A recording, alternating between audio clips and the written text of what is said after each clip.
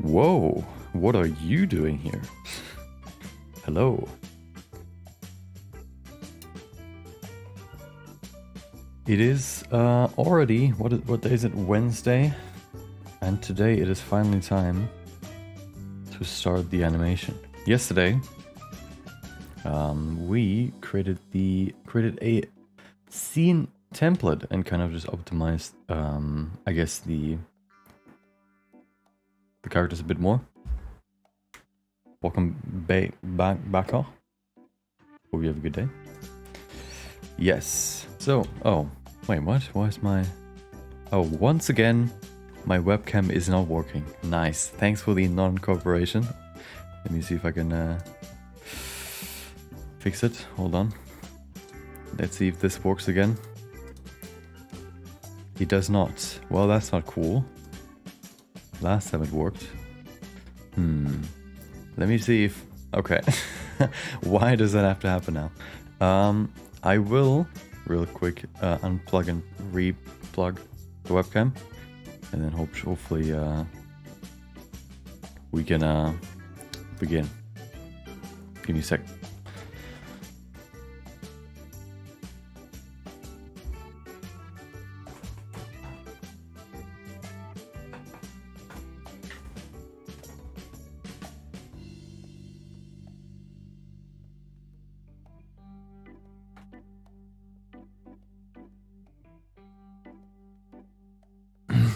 Oops, almost hit my microphone. Oh, okay, let's see if this works.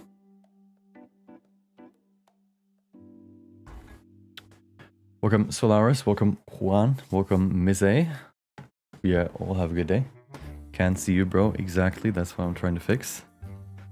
Let's see if this works now. Oh, yes, it did. Nice. Good. Let's save this. There you go.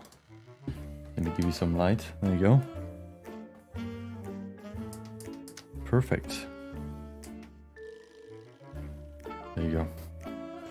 Okay, so it is time. It is time to start with the animation. Basically, yesterday we did the we turned everything into assets and into into assets basically in the original file, so that now I was able to open a new file and link everything in here. So whenever I want to change anything in Deadpool or Wolverine or the environment or whatever, all the other files will also get changed. This way, there's never going to be like this weird confusion of, oh, does this file already have the new, I don't know, the new version of something? Nope, everything is always on the same level. Yeah, so that's going to make everything a whole lot easier. Also, I created my favorite tool that I've found over the last year probably, which are these controllers. The character controllers, I guess. So for this one, for example, is the Deadpool controller, which is just like Suzanne had, with custom properties, so that you, for example, can through the N menu right here, the N panel, can change stuff like the multi-resolution level, or you can change the you can make it so he grabs onto the gun or stuff like that. So this way you don't have to do that in you don't have to go through 50 menus to find the setting that you need. It's all just in this panel right here. And then of course, if there are any more that I want to add, I can just do that in the original file, and then it will update in here too. Hopefully, we'll see if that happens, but it should happen, okay? Welcome Dick Piano, hope you have a good day.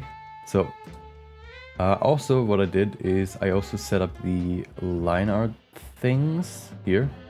The line art, something you should see if yeah, there you go. I also created afterwards off stream is the Overpaint line art layer, I guess, or like grease pencil layer. Basically just the one that I use to, fix some small issues like shading and stuff. If I already have it in there, I don't have to always configure the settings every time in each file. I can just, you know, have that in there and then never have to worry about it again. Also, kind of a big change. I switched to Blender 4.2 because it said, well, I tested the you know, this scene basically, or just like lighting, and compared it to the, you know, previous version, to 4.1 that I've used before, and then 4.2. And from my observation in that short test, I guess, it looked like 4.2 has more consistent and better lighting. So I'll probably use 4.2 instead of what I first wanted to use, which is 4.1. I've made 2 of these presets, I guess, files, one for 4.1 and one for 4.2. So if there's anything that, you know, broke in 4.2, you know, and I only realize it later, I can still switch back to the previous version and it should still be fine, and I can just continue working with that. Yeah, there you go. Yeah, we also created this floor, which I'm going to use. Kind of a simple floor, but I think that's fine. And also this kind of skybox, so I don't have to, yeah, just as like a, you know, a base sky that maybe I'll change depending on the scene, I guess. I also figured out the big thing yesterday at the end that I tripped over, I guess, which was that the skybox was still casting shadows, but that was pretty easy to fix. To just go in here and then disable the shadows right there, and now everything is good. I should probably, let me actually open the original file and see if this ray visibility is still on in the original file. If that's the case, I want to change it so that this off, you know, tick box being off is the default, and then we can begin. Welcome to the pool of death. Welcome, Lou.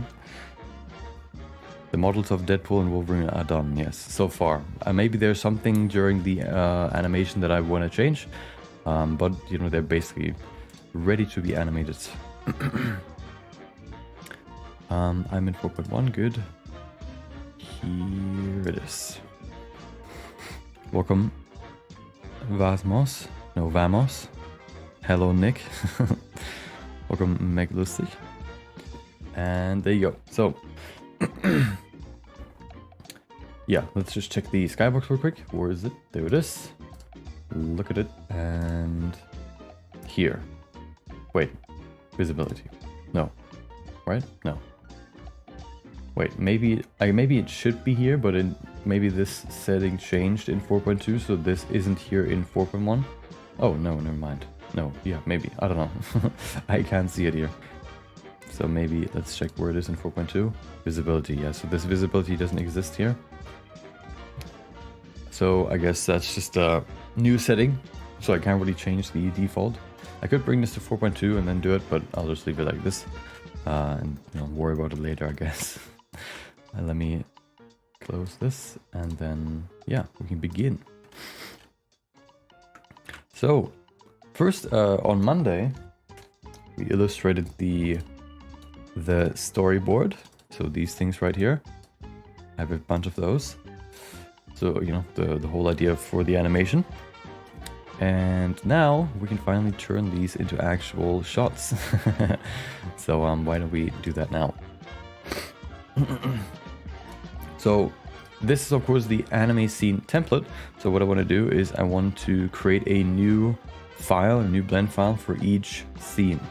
So that way I can, you know, first of all, it's very easily separated and it's easy to see what's where, of course. And also each scene, if I save this template now as scene 1, for example, anime scene template for 2. Oh, I can just call this now anime scene 1. Maybe, yeah, that's fine. 1, 4, 2. If I save this now, it's now, you know, a new scene object, and then I can just always for every other scene just go back to the, you know, scene template and save that one as the new scene and go from there. This way, yeah, I could always make sure that all the settings and stuff are always the same. And if I realize, like, oh, you know, during this first scene, maybe, for example, I realize that there's something that I want to change, I can then change it in this scene and then also in the original file. so that in the template, so that the following scenes at least are also updated. If there's anything, you know, I couldn't really, you know, if I'm at like scene 15 and I realize there's something big that needs to change, I would have to go back as well. But I guess that's I guess the only thing that I haven't found a solution for yet, but I guess that's not too bad. I wonder if you can import like all these render settings. I don't think so. You can't just export them as like a file, right? And then import that and open that here in your in Blender. I don't think you can do that. You can only like, you know, import brushes and stuff. Welcome Art and Movies. Welcome Katsuya. How do you turn off shadows? So in 4.2 there's a setting here in the object settings, which is here, ray visibility shadow, and then it's just gone, which is nice. I think that maybe that might have been somewhere else before and now it is here. That could also be the case. The shader setup for Wolverine, I mean for Deadpool, they basically have the same shader setup, but there you go. Let me hide him real quick. So basically it's just it's a fairly simple setup with one, you know, a little bit one complex aspect to it. So, you know, basically what it is I have a red light and a green light. Why do they look so? Oh, because it's darkened. Okay. Yeah, a red light and a green light, which means that if you know, so there's, you know, one light is meant for the rim light, which is the red light, but one is meant for the you know, the base shadows, like, you know, this stuff. Oh, hello, what is this? That's not good. Do we need... I guess I need to figure that out in a second, but... yeah, so we can then go into the shader. And basically what it is let me get rid of this. I cannot, why cannot I not? Oh, because it's a linked copy, okay. So basically what happens is you have a diffuse BSDF here. I can explain that in a second. That's the more complex part. And then you know, create a shader to RGB. You turn it into RGB. But then what you want to do is you want to separate the colors so that you have the green light and then you have the red light separated. So, you know, each light separated in the shader, so that you can use the red light here by greater than, or also like just like a constant color ramp, creating the rim light, and then the green light is, you know, used for the rest. And then all of these weird attribute nodes, what they do is they work with a geometry node system that I set up here, which isn't that hard, but pretty useful, because now all the shader settings that I might want to change, I have in here. So for example, if I want to disable the rim light, I can just do that. I can also change the color and stuff, or the rim light threshold. There you go, if I want to do that. And to do that, you need to control your shader in with geometry nodes, like with the geometry node system. You basically just want to save the attributes you want to adjust as, well, the settings you want to adjust as attributes. So for example, for the rim light color here, we go to the geometry nodes, and for that I have a rim light color store named attribute here.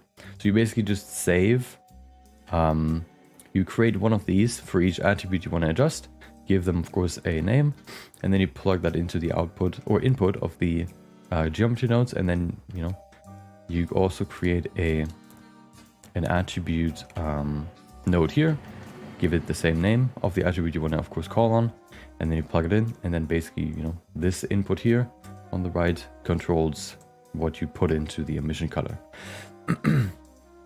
In this way you can control, kind of similar to drivers I guess with the custom properties here, you can control the shader, or, you know, with this panel right here. Let me figure out what just happened. Why did it do that? I guess that's, hold on, let me check. It must be this one here, right? The color ramp.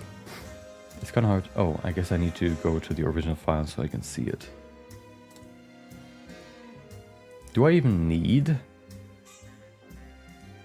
I do. Yeah, I do. Never mind. I do. Wait, do I? Yeah, I do. Never mind. I wonder why it does that though, because I guess there's just a threshold that it reaches. So let me see if I can figure that out real quick. Welcome, Corey Dion. Or Corey the One, there you go.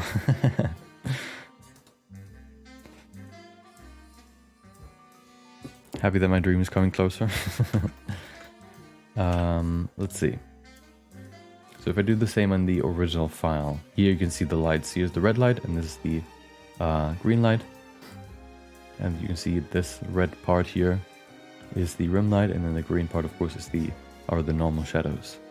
If you want to have a more in-depth explanation, you can check out Lightning Boy Studio. He made a video about it. You know, I kind of just stole his idea, put it in here. You know, had this kind of RGB system to create a room light. And okay, so does the same thing happen here? It does. Okay, so let's see what happens.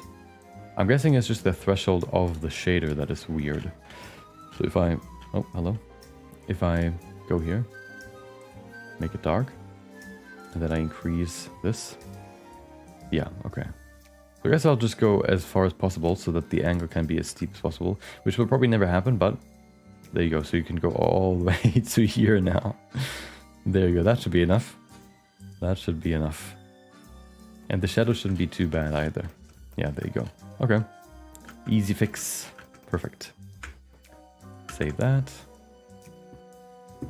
And now hopefully everything should be fine. Yeah. Boom. I should probably save this just to make sure that the shader is saved. Let me just restart. Actually, I can just open the file again. That works. There you go. Okay, let's see. Oh, it actually had it loaded already. Cool. Yeah, there you go. Now it's updated. Perfect. I don't think I'm ever gonna make the sun this long. Actually, maybe, but then you would probably also not see the ground. So yeah. Oh, one more slightly more complex thing about the shader is this right here in the geometry nodes. This thing right here, a blur attribute where you put in the normal. This basically simplifies the I guess you could say like the normals. It smooths the object without smoothing the object actually. So it just smooths the normals. Meaning, if I, for example, increase the resolution here so that he has max resolution, you can see how how smooth his shadows still are, and that is because of the blur attribute node. If I remove the blur normals, you can see it looks like this. This looks, you know, somewhat good, but you can see it looks kind of choppy and stuff. So what I like to do is rather, or what I did here, rather than using this kind of more choppy shading, I just decided to blur the normals. So, you know, made it smoother. So this way, the shadows are just, you know, I guess more like you would draw them. Yeah, just like one more small thing. And the way I implemented that into the shader was just to put it in here, create a store named attribute again, and then switch to the shader editor and put it into this diffuse BSDF. It's basically, yeah. And the reason we have two here is because I have one without the blurred normals and then with one. So then I have a blur normal switch, of course, attribute that switches between the one that is on and the one that has and the one that hasn't, that doesn't have that. Yeah, there you go. Okay, it is time. It is time. Yesterday I also thought about the lines because just like the textures for like this little grunge textures that I've added, the subtle ones, the lines also can kind of tell, you can kind of tell through the lines that it's like a texture maybe, but I guess I can change that at some point if I really need to. It doesn't have to be now. Also, if you think like your screen is dirty, that's not your screen. That's just a texture that is applied to the ground and the skybox. There you go. You can see some like little dirt specks here, or like imperfections. That is deliberate. Okay. Yeah, that is the shader. Okay. Okay. So, I think what I want to do is actually just put. Let me. Oh, hold on. I actually forgot something. Oh no. I need to go back to the template. I forgot to change the I forgot to change the camera resolution and stuff.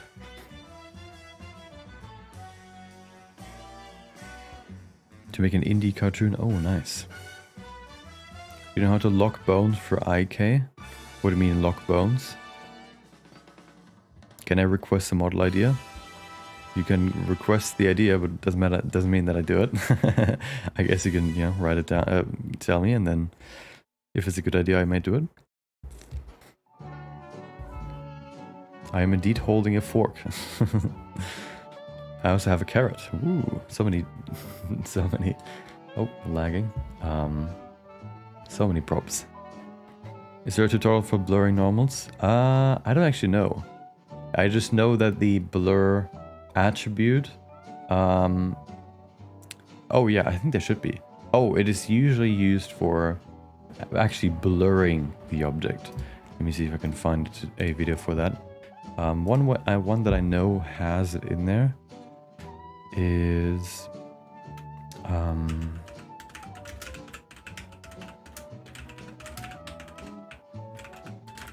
this one.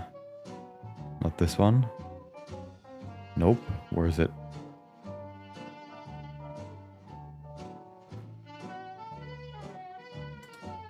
I think it should be in here and then in the description. Give me a sec. I almost found it. Lock bones, keep feet on the ground and bend knees.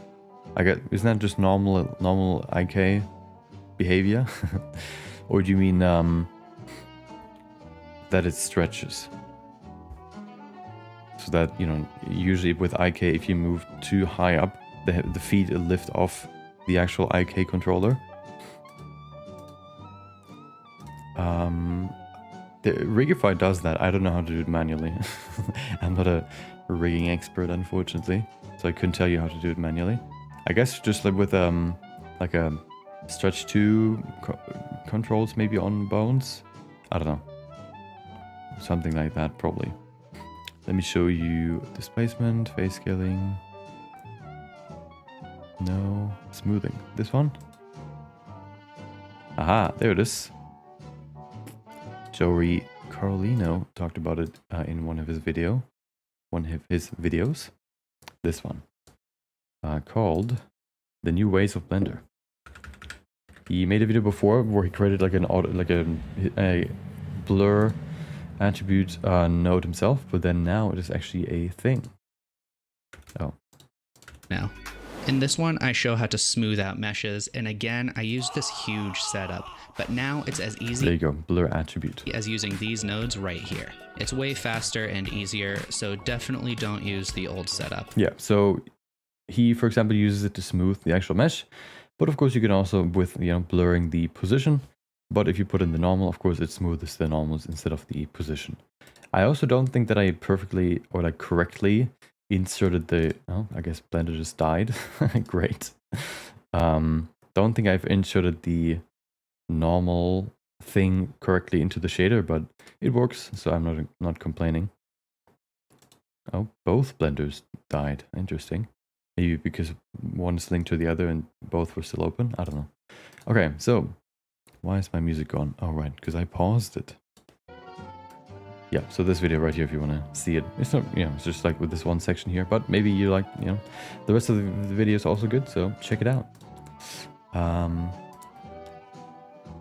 What do I want? Oh, right. I want to open the template and then adjust the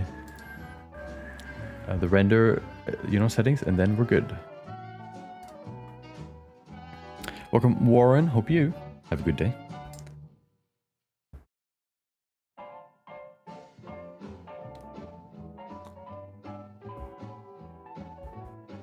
Is it coming out on YouTube or Netflix?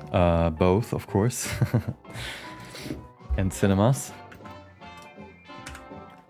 Let's see. So, here. That's what I haven't changed. This 1920 by 1080, of course. Anything else? No. Frame rate is fine. That's fine. Stepping is fine. This is... Oh, I'm gonna render in PNG probably, because EXR there's not really anything more data to save, or maybe even JPEG. And let's just stick to 100. Yeah, perfect. Oh, color management is fine. sRGB standard none. Perfect. Okay. There you go. Let me save this once more and create a new beginner file or scene 1 file. Is that one? Yes. Good. There it is. Let's begin. You're really cool and great. Thank you. Do you ever use ChatGPT to design pictures for you or something like AI apps? I use ChatGPT. I've used it before a while ago for like idea generation for videos, but nothing. Oh, and creating like custom creating custom Excel commands for like certain columns to do like, you know, more complex calculations, and automate like columns, but nothing crazy.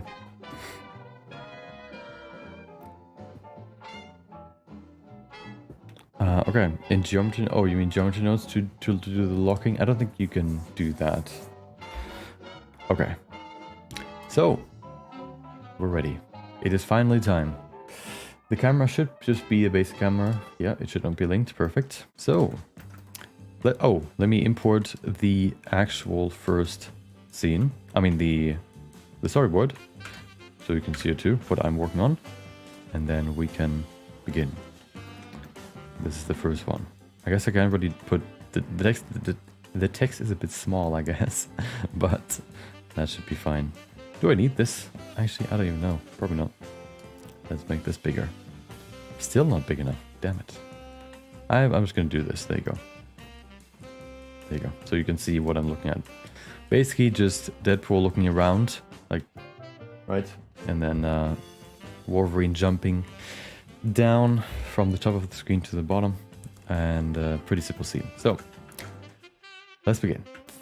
Also, I want to give a quick shout out. Okay, quick shout out because I really liked. It gave me some inspiration. Okay, it was. The name was.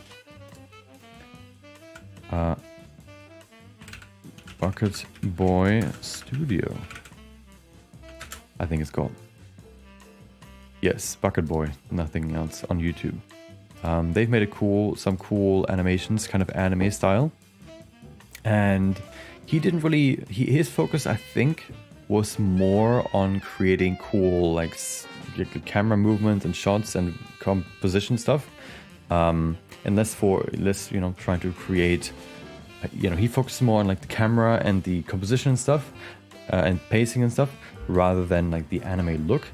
And he created this, for example, which I really liked. Like, you can see like in which directions you can, I guess, go with like kind of a project like this, where you can focus on one or the other, and both bring you closer to like a traditional anime look. So here's, for example, right here. Let me do this. There you go. Here, for example, this one, he focuses more on composition and stuff, and yeah, and pacing and stuff, which I thought looked really cool. You can see, you know, it's clearly 3D, also kind of with the camera movement, but still, especially like the section in a second now, like when he starts running right here, for example, I think this looks really nice. And then when he, hold on, like this transition is really cool. And then this is like the, you know, quintessential like anime shot. And yeah, there's like a certain composition for anime shots where it's often clearly separated like elements. Like this, for example, you have like the ground, which is like super simple, but it works. You have like the dude in the back, which you know, just stands there behind the background, behind the ground basically, and then him in the foreground. Like these are fairly simple, but this is kind of what, you know, anime oftentimes does. And yeah, he focused more on the composition aspect than the actual, like the look, I guess. of course, you know, with the effects and stuff, that was helped too, and the camera shake and stuff. And yeah, it just kind of shows that, you know, you don't necessarily need to have an anime look to create something, I guess, in an anime style, depending on what you, I guess, call style. There you go.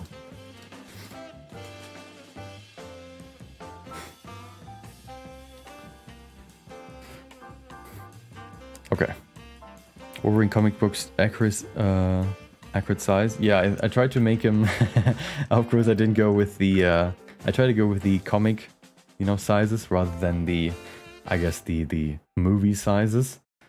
And in there, I think Wolverine is like 160 centimeters, and Deadpool is around 180. So that's why he's so small. He's wide. Okay, he's wide. Deadpool's long. Okay, so everything should be set up. There you go. Do we need this? We kind of don't need this, I guess. I can move that over here so you can actually see the text as well. What we're working on right now. Bam. Okay. So. Damn it, I hate that the anti-aliasing always breaks the text. That's good. There you go. So basically, oftentimes for anime you have like a, you know, do you have like very, very separated foreground, background, and midground. And I think this shot does that pretty well. If you check, you oftentimes don't see the foot, you know, character's feet standing on the actual ground. Usually you have something covering the feet, in, you know, something like a foreground in front of the feet. I guess just to make it easier on the animators maybe. And that is kind of important to, you know, imitate in 3D as well. In 3D, of course, it's easy to just place something on the ground and then you're good, right? But of course, you always have to imagine somebody drawing stuff and having to imagine it in their head, rather than having this 3D world already there, and they're just working off of that, or, you know, with that as a base. Okay, so first of all, the camera. Also something important, of course, the camera can quickly create like lens distortion. So if something closer to the camera, you know, it appears bigger, and then something that is further away. If you do like a selfie, for example, with your face pretty close to the camera, it will be more distorted than if you go like further away and use like a zoom, for example, or like a different lens, I guess, if you have multiple lenses on your camera, your phone. Yeah, if you have like a, yeah, if you have to zoom into your face, it's going to appear flatter and less distorted than if you're very close to it. So which means that I want to stick to either focal length 85 or more. I think for this one we can go even higher. So we can maybe even go 100. There you go.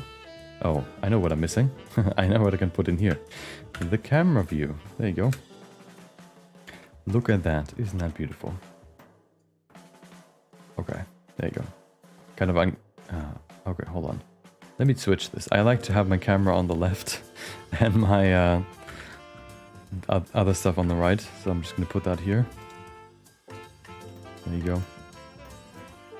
That's more comfortable for me. Okay. There you go. That's better. Okay. Welcome, Padure. Hopefully, I think I'm pronouncing that correctly. Okay, yeah, it's really cool. And I think that's what that's like one big thing that I was lacking in the Berserk animation was the compositing, and seeing like how he fully focused on that rather than like the look necessarily showed me that, you know, compositing can make a huge difference. Okay. I'm from Germany.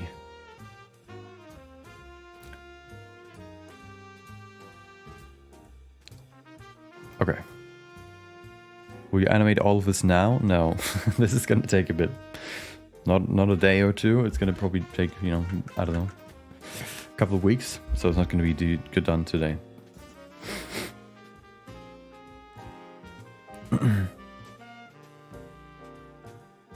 Okay. So, yeah, the first one is basically just him standing quite far away.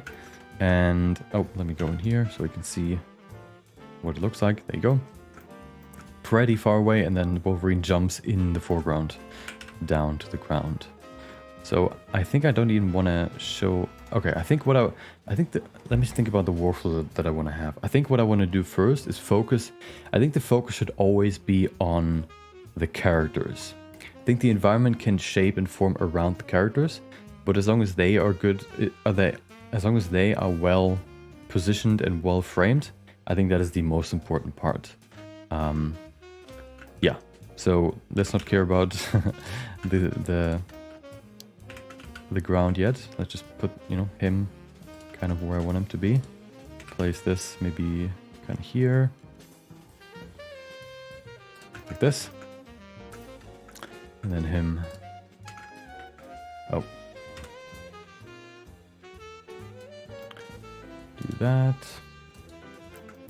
Okay, let's see. So, oh, hello. Lag immediately. Oh, hold on. I did, okay.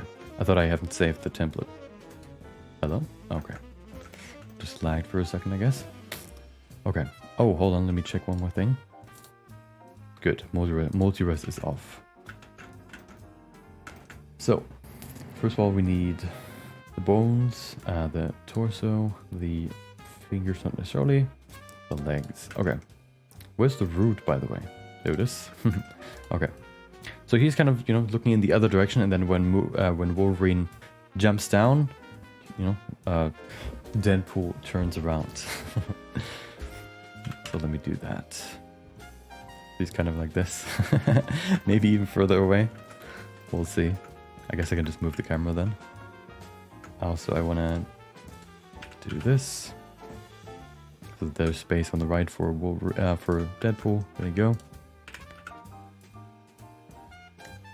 Okay.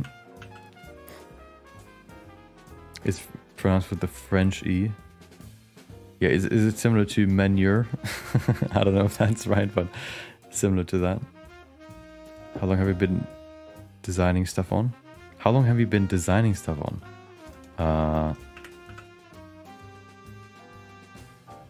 You mean how long have I been doing art? Let's put him like right there. Okay. There you go. Should I move that higher? No, lower. I think that's a better anime style, what would you call it? An anime style shot. Clear foreground, clear background and stuff. And then, let's see if I want to change the ground a bit. No. I'm thinking about the camera's position right now. The thing is, I don't want to have him, like, he's only supposed to like whiz by the camera and not really stand there. So I want to probably put it maybe a bit higher. No, I'm going to keep it there. Who cares about realism? He's just going to fall through the ground and that should be fine. Okay, let me give him a quick pose and then we can add Wolverine. Wolverine probably just going to have one pose that he's just going to, you know, have when he's falling. He's not going to be visible that well, so he doesn't need to move actually. Okay, let's see. Exactly, okay, good.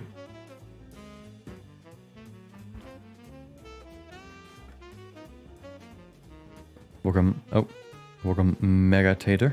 Hope you have a good day. Let's see, so he's standing right there, looking pretty good.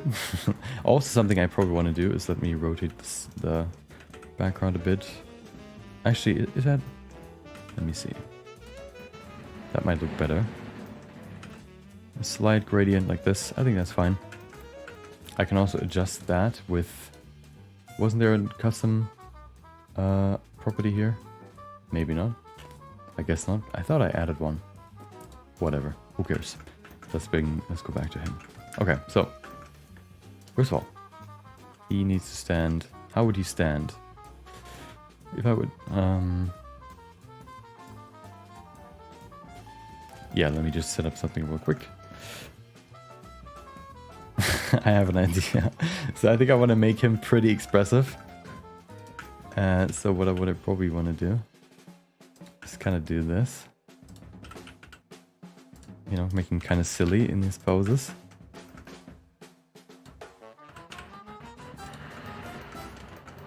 Okay. I also probably want to hide his line art real quick because that kind of lags everything out. There we go. Because there's an active shrink wrap on it, which of course always activates with each frame, which didn't really help much, but maybe that actually wasn't a problem. But I still don't need it. Okay, so I need to stretch it even more. Hold on.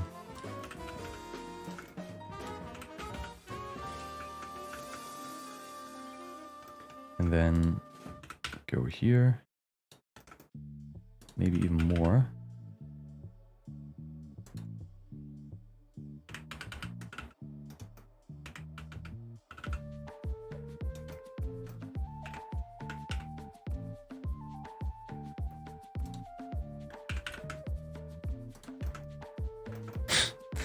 Okay, let's see if that looks good or not. I also probably here at least want to remove the IK stretch so that the feet stand on the ground or lift off the ground if it's too high. So you can see here, if it's too high, they lift off. So I know exactly when the legs are fully straight, which is what I want to have here. And then the hand can go up. Oh, hello. There you go. Where's Wolverine? Coming soon. First I want to give him a pose. Something you can also do, which I don't know if it's going to help much, is you can go to the scene settings, the render settings, and then go to simplify.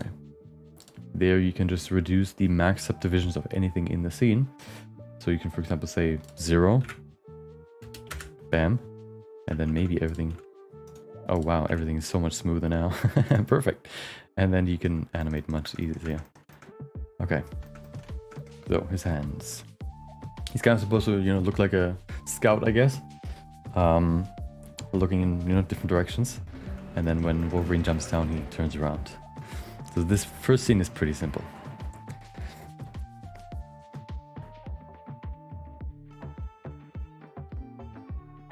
Is it a real anime like 2 to 100 seasons? No, it's just a quick animation. A concept, I guess.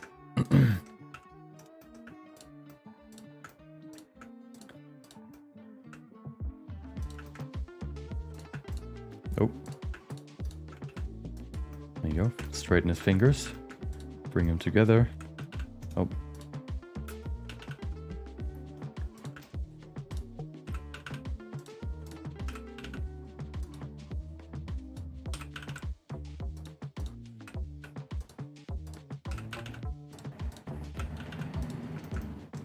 And then, oh right, the thumb up there too.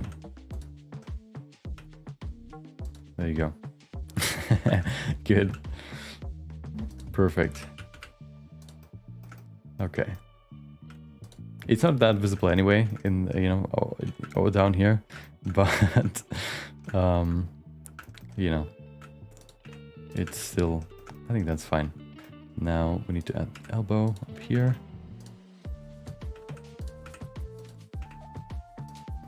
There you go.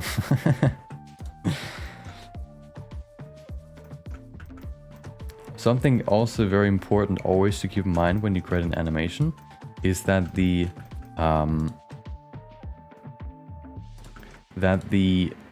poses that the characters have are clear and easy to read.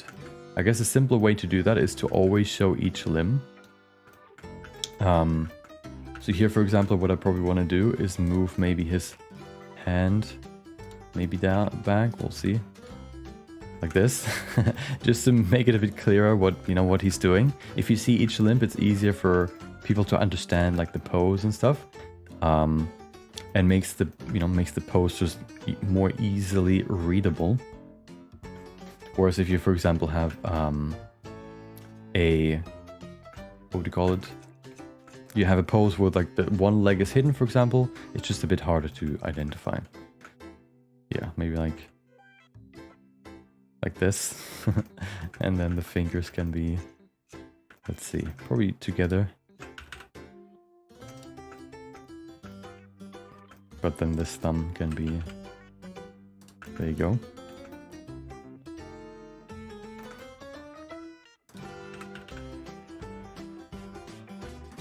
And then also probably to make it just a little bit easier, like this. The hand is a bit, you know, simpler. Okay.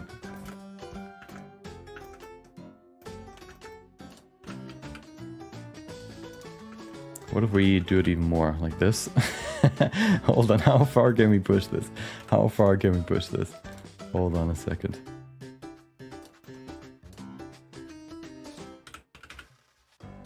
Oh, it's going in the wrong direction. Interesting. Let me just do it manually, I guess. Like this. Ah, that's better. Just make it as silly as possible. There you go. And then move them back a bit.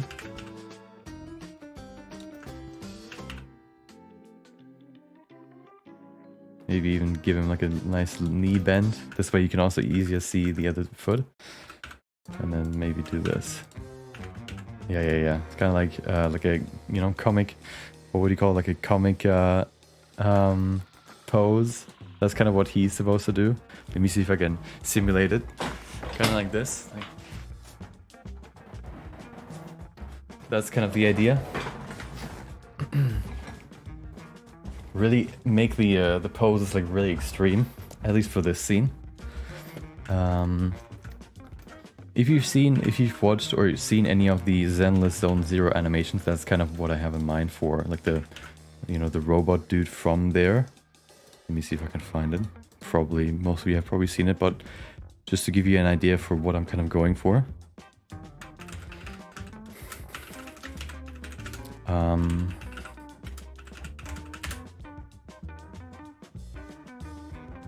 This one. In terms of like the gestures and stuff, that's what I want to go for. Hold on. Here. I think that would fit quite well for him too. Like these super extreme poses, like super unnecessarily big and stuff. I think that fits for him. There you go. There's one that I want to show you for a second that I also posted in the Discord because it's so funny. Let's see. Was it here? Yes. There it is. Here, this one. You've probably seen that one if you're watching YouTube, like this one. Yeah, that's kind of the style that I want to go for. Of course, you know, this is like crazy, like super detailed and super refined animations, which is, you know, I'm not that good of an animator, okay, but that's the essence, okay, that I want to capture.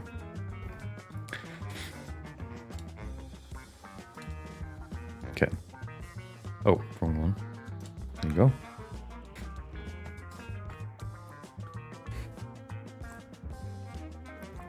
How long does it typically take to design something that you're making? You mean design, like creating the things and then also animating it, or not animating it? Because with animations, of course, it takes, you know, a lot longer. This now took, like, creating the characters. Probably took like, I don't even know, like 3 weeks or so. And then animation is at least the same amount, if not more. There you go, I think that's good. Okay. That's good. You just need to push it more. There you go. And then maybe even raise his arm even more. No, maybe not raise it more. Let's see. That's also good. There you go. I think that's good. I'm gonna do the lighting of course afterwards, so his shading is gonna be weird for now, but yeah, I'm gonna care about that later.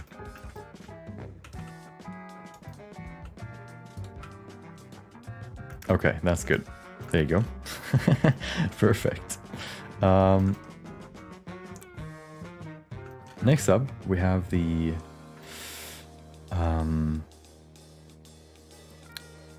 Wolverine, of course. Let's introduce Wolverine now.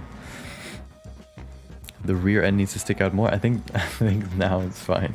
I don't know if I can, let's see. Hold on. You know what? Something I want to probably do here for this animation is just follow the mantra of like just push it as far as you can and then bring it a bit further back to something that looks fine. So let's see how far we could push this. Maybe like this. Let's see what that looks like. I think that's too much. I think that's already fine. Or maybe a bit more. Like this. Maybe even bring... No. Like this. I think that's good.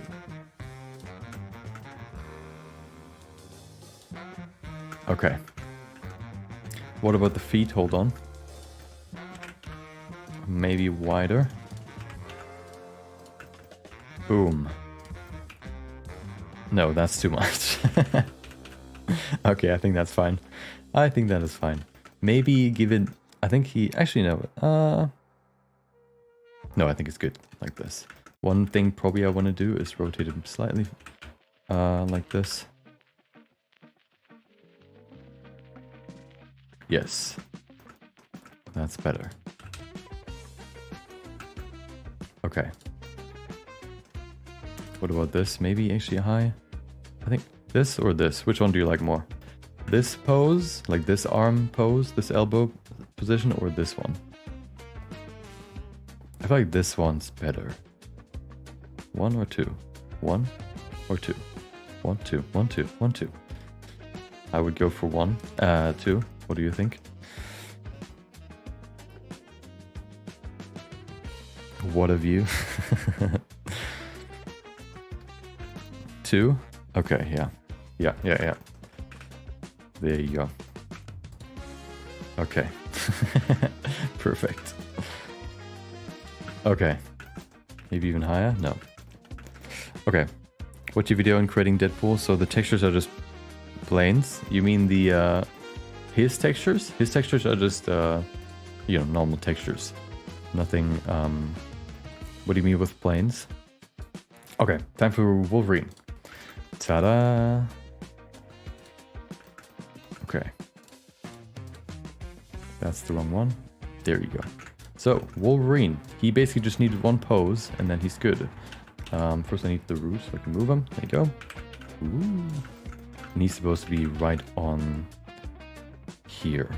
So then when he jumps down, it's going to be like...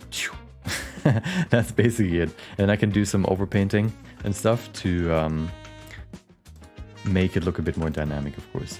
It's kind of similar to be... I'm going to show you what he's supposed to look like when he jumps down. It's going to be similar to...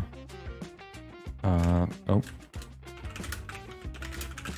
Maybe I can even find the scene that I have in mind. Sonic. This one. Oh, add, obviously. Okay, so when he's fighting against these dudes, and then what's his name? Sonic something comes down. He, and then right after he's done. Okay, there you go. Let's see. Oh no. Okay, here he doesn't jump, but at some point he should. Yeah, there you go. Kind of like this. Kind of how he, you know. Kind of like this, where it's just like a line going down, and it's like a speed line. Kind of, I guess, maybe a bit different like this, but kind of in this essence. That's what I have in mind. So you don't really see him that well, but you know, you see that something jumped down. Let me bring him a bit over here.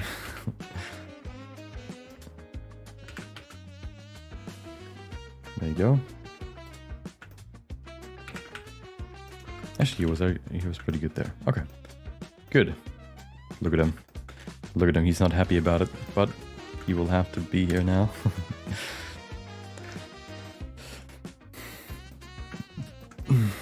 Make Wolverine a little bigger. Yeah, he's gonna be in the front. Oh, wait. Oh, let me. Do I want to do that? No. Yeah, hold on. Nope, never mind. Okay, so let's give him a pose. So he is gonna be quite elongated because he's jumping down from like insane heights.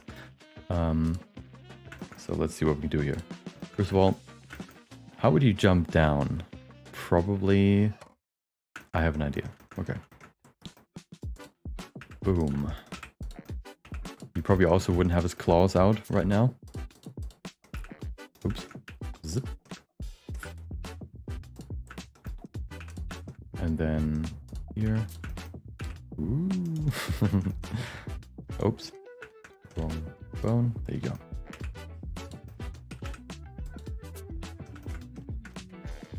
Maybe he would, let's see, how would he jump down? Probably, let me look for parkour reference.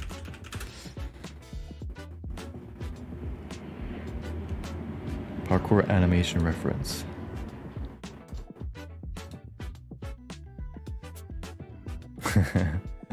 Nope, that's not what I want.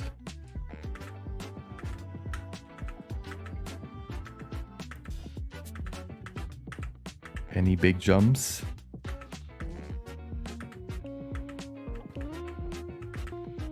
Oh. Nope. I don't need flips, I need a jump.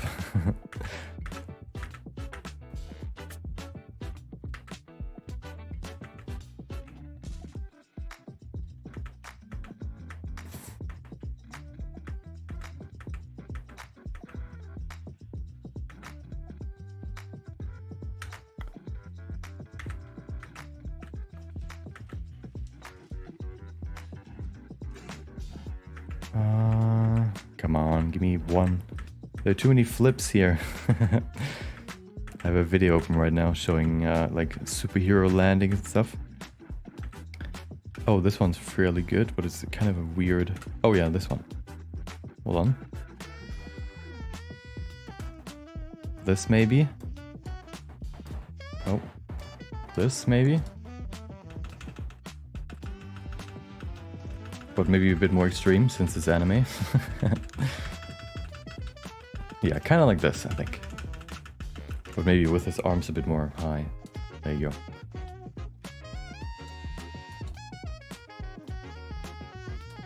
Okay. So, let's go. Oh, most of the gears paper thin? Yes. So that, usually if you create like 3D models and you want to turn those into anime props, I guess, usually anime tries to avoid drawing 3D objects. And so you kind of try to imitate that in 2D too. So if you can, you would want to make the object 2D, like, you know, just like a simple plane, so that it looks like it has been drawn in 2D as well. Like it, you know, it has been drawn. Let me give him one leg up, maybe like this, and then the other one can be down. Yeah, so if it's basically flat because that's how you would kind of draw it if you would have to draw this like a piece of gear like 50,000 times. And that's kind of what I'm trying to imitate in 3D then too. Okay, so first of all, I need to... What is this music? Hello? I set it to happy jazz. What do I get? Not that. Let me change that. Hold on. What else do we have here? Laid back. I look for jazz, not Nintendo Luigi's Mansion music. Okay. That's better.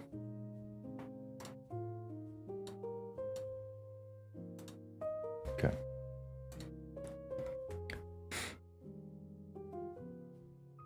Gonna do the Punisher challenge? Nope. I unfortunately don't have time for it.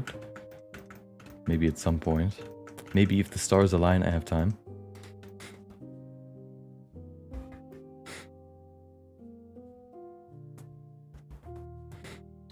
Okay, so the arm, if I'm thinking about the arms, you would probably have one kind of like here, I guess. And then we also want to have his back a bit further.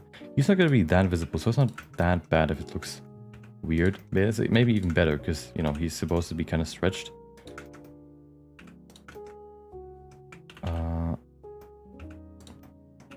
Maybe put it here.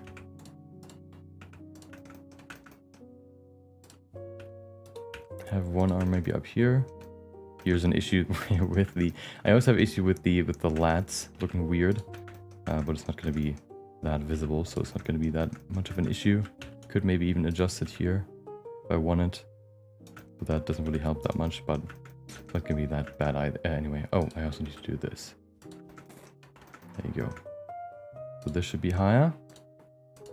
And then this should be kind of here.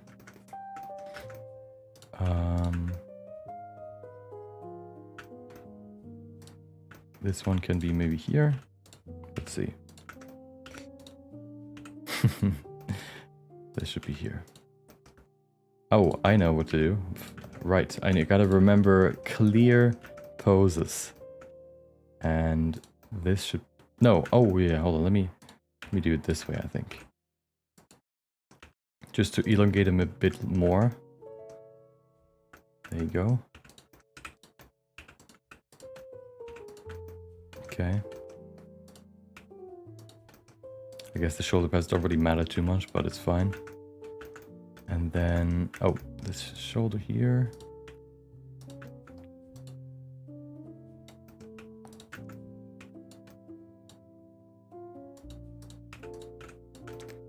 And I also want to elongate him a bit down here. So I think, do we have any of those torso tweaks? Can I move those? Yes, I can. Hold on. We can make him longer.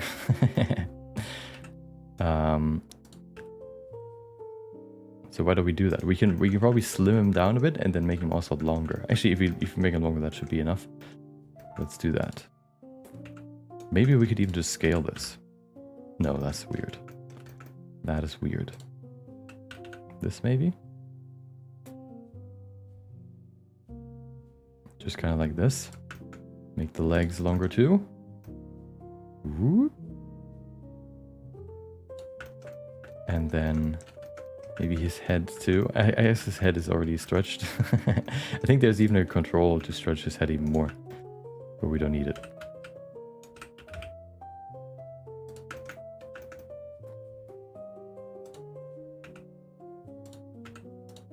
Okay.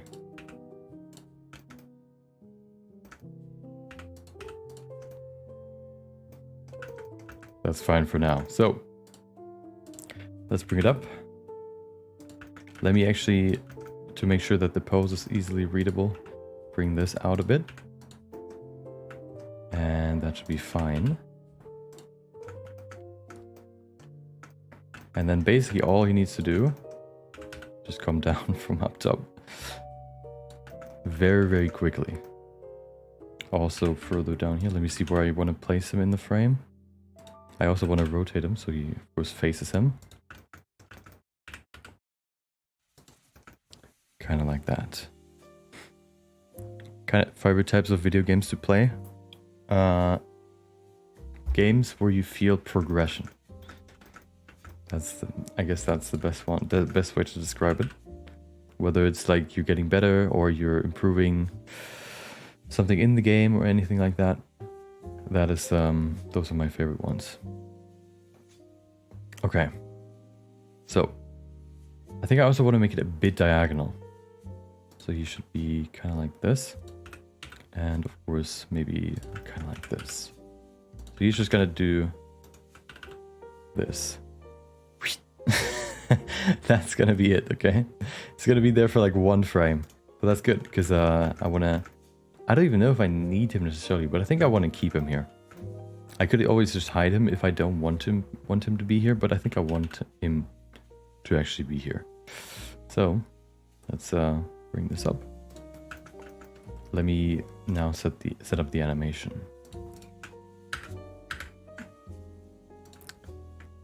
Okay. Making sure that I'm not in the template anymore. Good. I think the pose would look a bit better if you bent the shoulder bones too. You mean the... I already bent them up a bit. Like this. Maybe even higher. You know what? We need to stretch the... we need to remember to stretch more. Stretch the pose more. Make it more extreme. So maybe this makes it better. I mean... There you go. I might actually go back into into the original file and adjust the lats a bit, but right now I think I want to focus on the first scene rather than fixing that. Maybe I'll do that off stream because it can be a bit finicky to do that. He might also have, hold on. Does he have a, he does not, okay. What oftentimes helps with this stretching is a corrective smooth modifier. This, of course, doesn't have one right now, but I might add one in a, you know, off stream. Okay. Save this, and then let's see how we can animate this.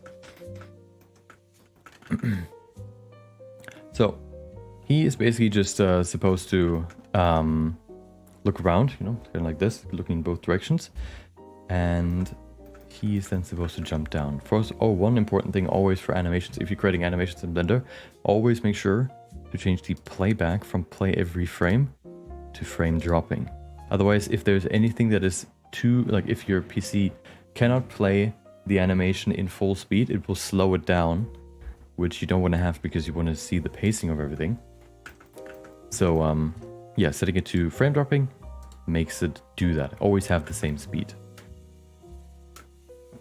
Okay, so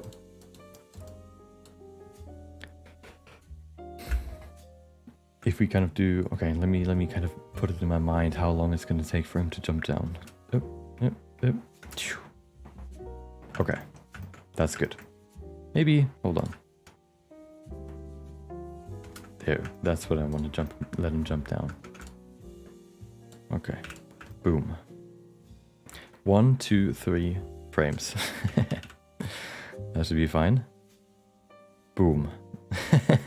Perfect. Into the ground. Good. That's enough.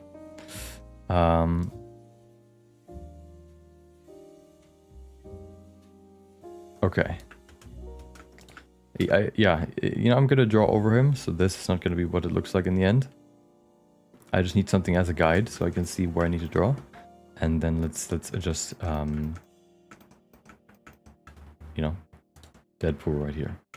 So for him, I think what I want to do is kind of create multiple poses that he switches between when he's like looking around. So basically what I want to do, if I want to animate this real quick, it would be kind of like this. Starting here, and then maybe after, let's see, 20 seconds, he's switching to this side, right? Like this. And I also need to change the, for this one I need to change the interpolation to constant so that it doesn't interpolate at all.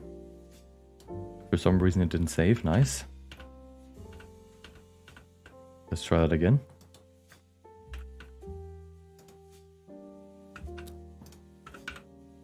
Boom. Okay.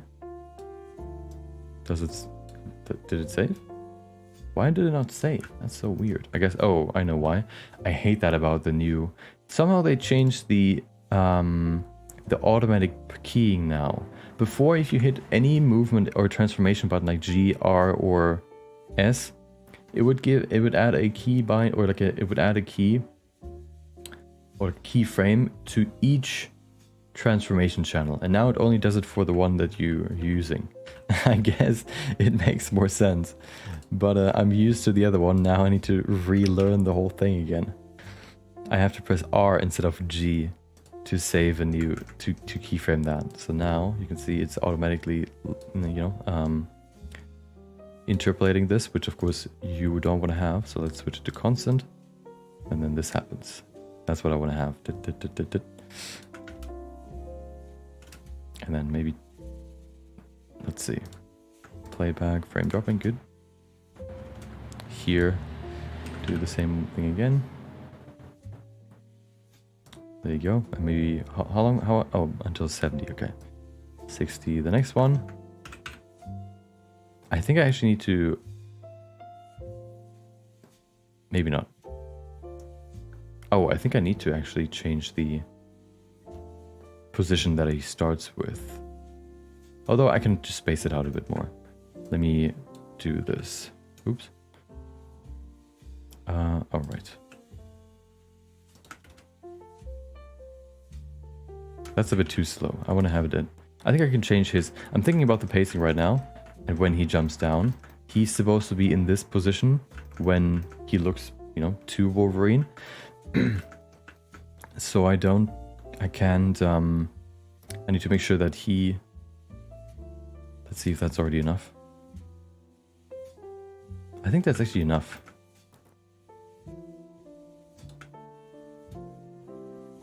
Yes, that's fine. So we can bring him a bit further forward to make sure that he starts maybe at 60. So if we look at this now, looking around, zip, and then we get to a close-up. Maybe a close-up, or maybe he does one more pose to kind of signal that he heard something. I think that's what I want to do. Okay. It's a bird. It's a plane. Do you usually create golden poses and interpolate on constant before working on the in-between? Usually I think what I want to try for this one is a bit different, where I want to create, yeah, like the main poses first. And I might never, or I might not use... Actually, I'm probably going to use interpolation, but only to create like the in-between poses and then adjust them, like apply them, adjust them. And I'm never going to use interpolation to create, yeah, I'm just going to use it as a tool to create like automatic, like in-between poses and then adjust them manually. Okay. I'm never going to enable interpolation for the keyframes. Okay, so, right. So he needs one more, one more, maybe here. Let's see.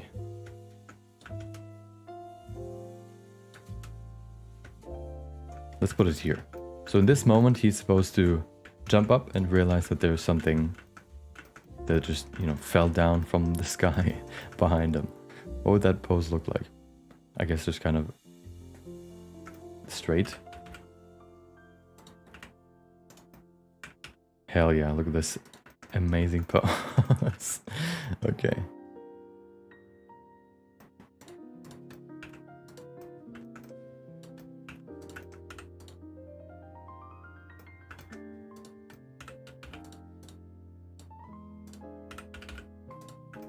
Let me reset this. Wait, he doesn't have... Oh, right. I need to remember that. I forgot to keyframe the pose first, so I would have just destroyed it all if I would have done that. So let me do that real quick. Go here and save it. Actually, I can save it here. So all of this needs to be saved. I wish I could see a way... I wish I could see a... like I could see all the bones that have been moved away from their default position. I wonder if there's a way to see that, so I know which ones I need to give keyframes to. I kind of just, you know it by remembering it and looking at the pose. But I wish there was a way to highlight them, because that would make my life a whole lot easier. Is that all of them? I think so. I hope so. This one, this one. Yes.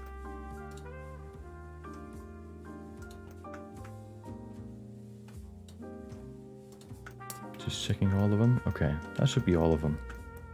So, now we can go back to here. 70, maybe? Let's go to 70. The pacing can always be changed. Okay, so now, zip. Let me check real quick if it switches back to the original pose. Yes, good.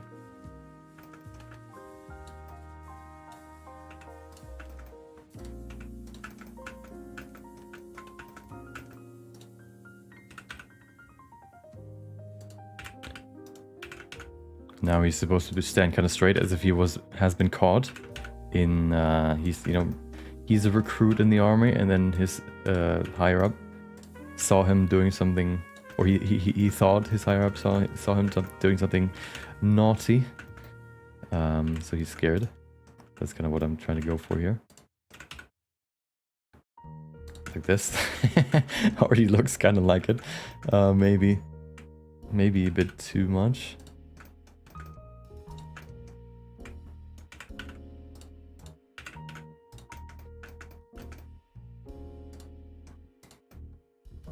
And then this needs to be down, same with the shoulders. Boom.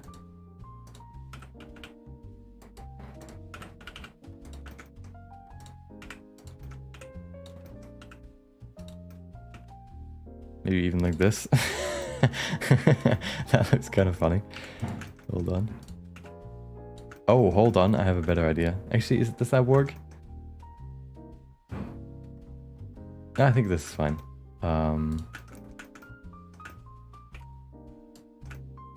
Let's give him this. And I think I want to actually move his... Oh, I have an idea. Yeah, hold on. I know what I'm going to do. Straighten his arms. Fully. Oh, that's a bit too much straightening. Where's the pole?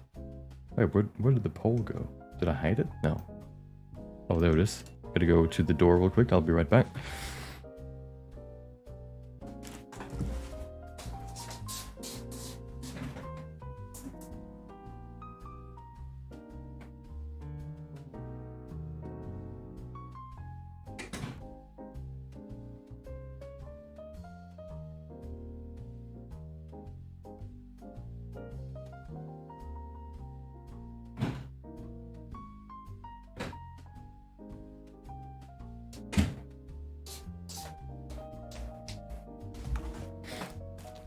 Okay.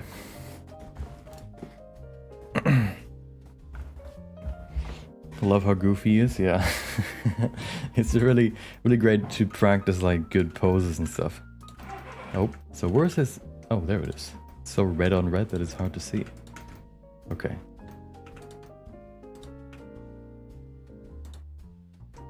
And then...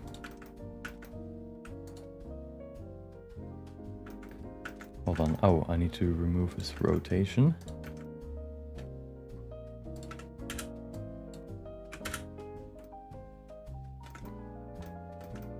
And send him up straight.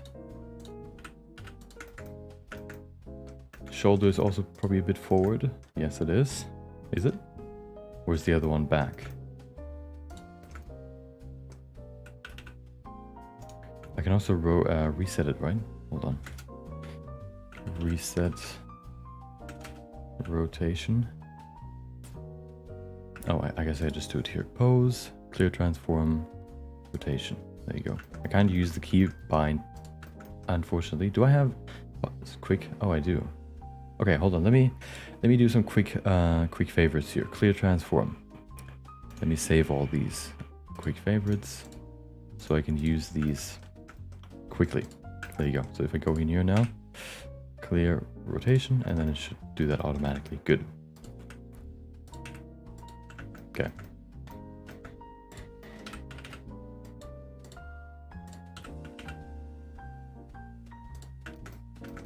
Okay, that's good.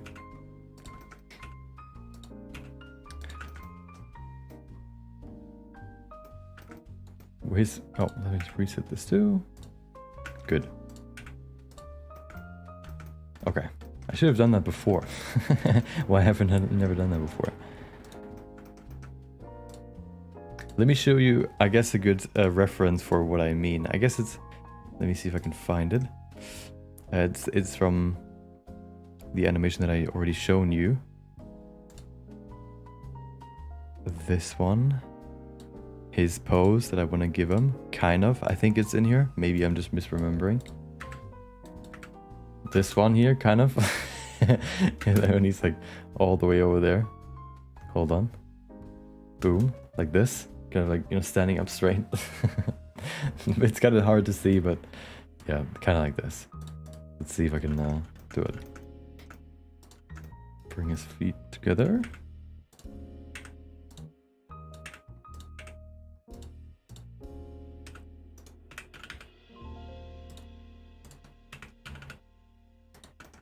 There you go.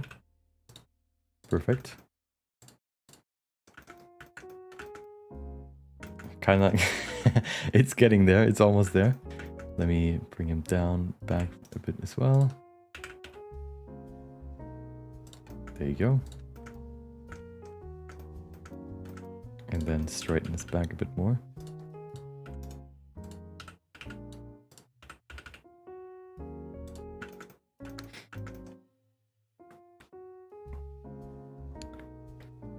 Okay, so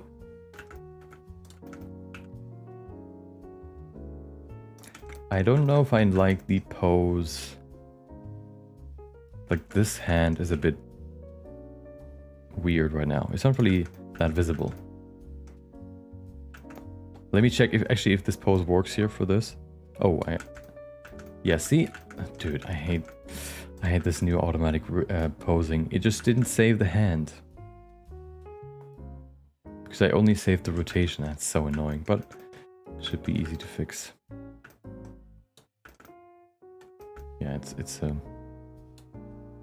can I just change that somehow? Because that is really annoying.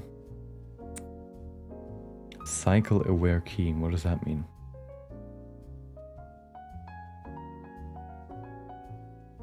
No, we don't need that. I guess that's just a different, like a new way of this working. So I always not only have to press one button to transform, but all of them to make sure that everything is saved, which makes it of course a bit more annoying. But at least the hands aren't that hard to get right. Like this.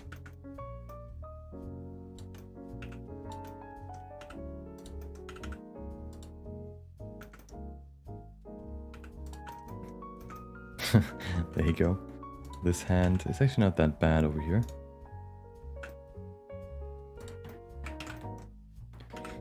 What I usually do is select all bones with A and then press I to set a keyframe for everything. Yeah, I don't want to set too many because that just kind of clogs up the, like the, what do you call it? The keyframe overview. But I guess it makes sense. Yeah, there you go. That's good.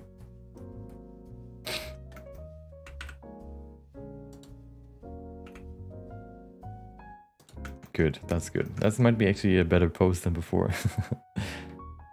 And then change the interpolation again. I think I need to actually change the interpolation altogether. Let me change the default interpolation. Where is that again? Animation? There it is. Default interpolation. I want to use constant. There you go.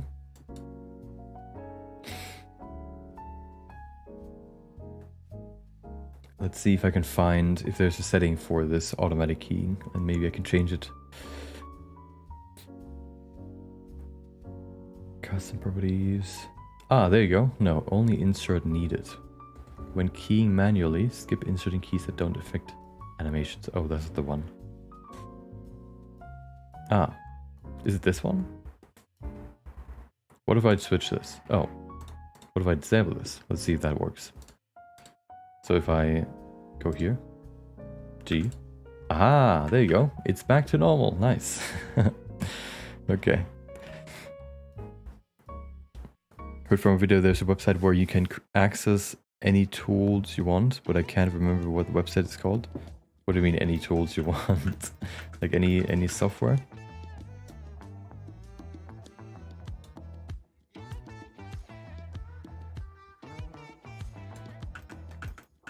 Okay. This doesn't look that right yet.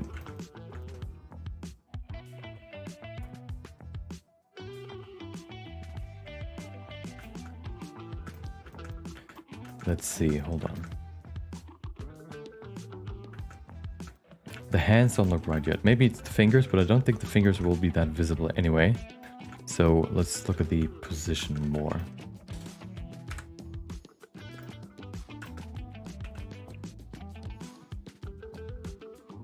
Maybe it should be forward. Hold on. What if it's like you're scared and you need to you put your hands together like this? This might be better. This might be better. Hold on.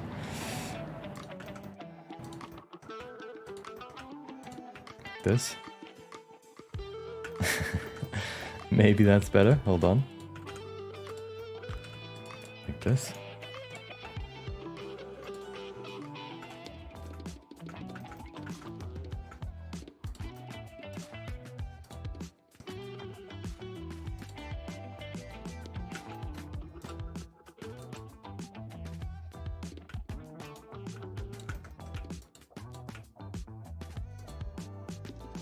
That looks kind of like he's clapping. That doesn't really look right.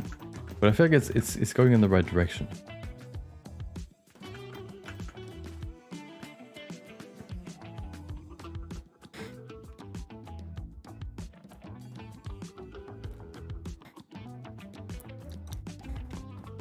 Add dog pool. Please don't spam the same thing over and over again, or at least twice. I will read it. Okay. You don't need to send it again with caps next time. Or the second time. Okay.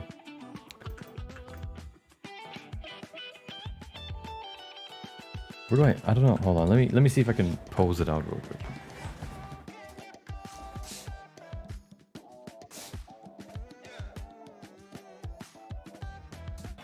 Okay, maybe they need to be forward. Hold on. Finding good poses can be hard sometimes.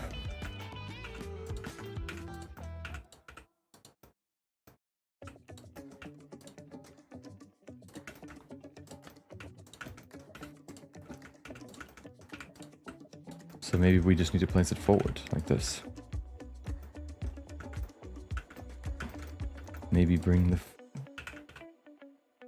forward a bit. Bring it back. No, that's weird. This might be actually a bit too extreme for the pose. Actually, it might be fine.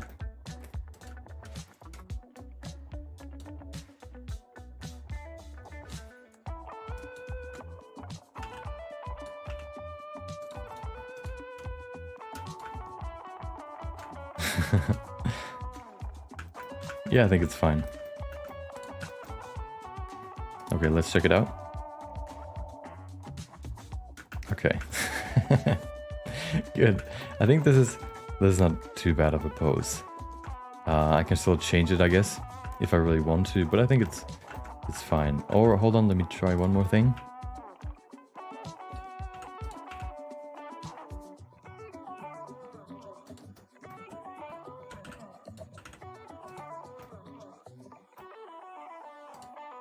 Like this. Like he's like pulling your hands away from like something like a hot stove or something. There you go. Oh, it removed it again, obviously. Oh, I design. Yeah, there you go. No. There you go.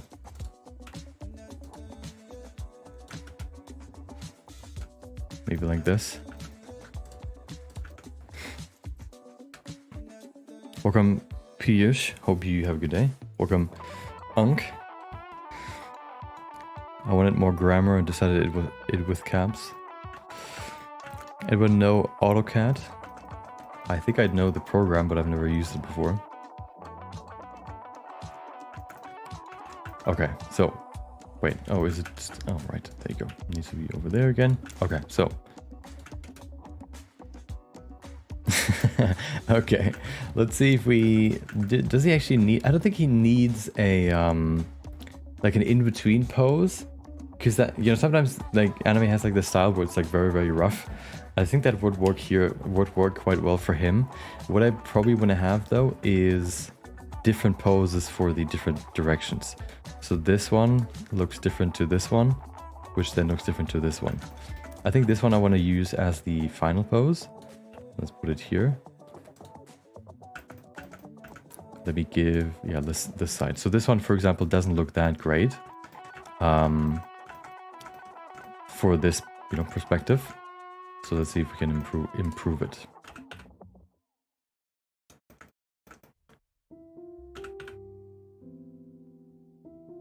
Maybe even further, like this. And then I know what I'm gonna do. Okay, I know what I'm gonna do. Hold on. I know what I'm gonna do. This. And then here is gonna be down. Oh, hold on. I forgot to move all the keyframes, obviously, over there.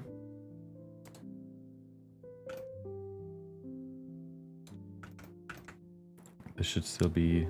Yes. Oh, the hand moved again. Jesus. Have I not saved it? No, it should be there, but not like this. Oh, I gotta go to the door again. Give me a sec.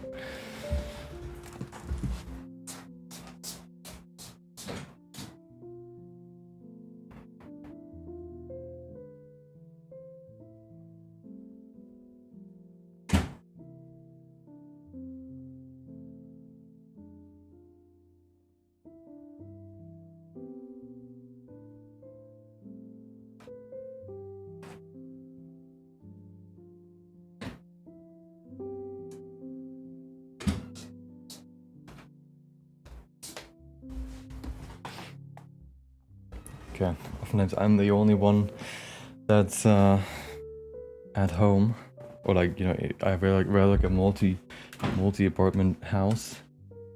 We live in one, and oftentimes I'm the only one at home, and obviously all the packages get delivered in the morning or in the midday, I guess, when nobody's home. So I always have to accept them all or take them all.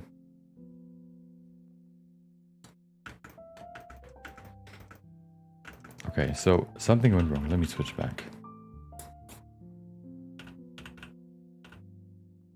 Okay, so I want to bring this forward, all of it. Why is there this? What is different here?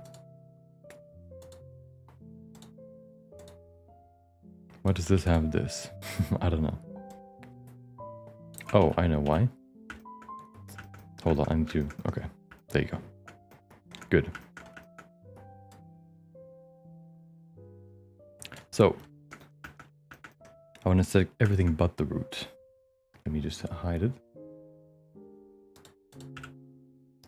Bring this forward, because this is going to be the last pose. And then we need 2 more poses for the...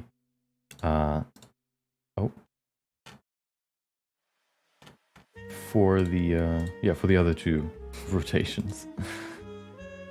Okay, there you go. So, this one, I have an idea, okay? Let me put him over here. Bring him down even more. Also, I need to fix this once again, because this hand is just stubborn. Wait, is it stubborn? No, it's fine. Okay.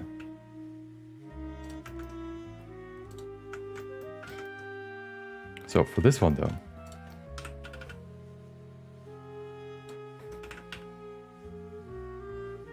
Do this, okay.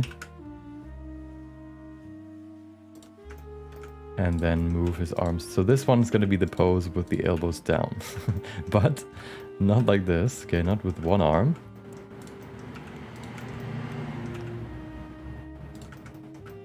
But both arms.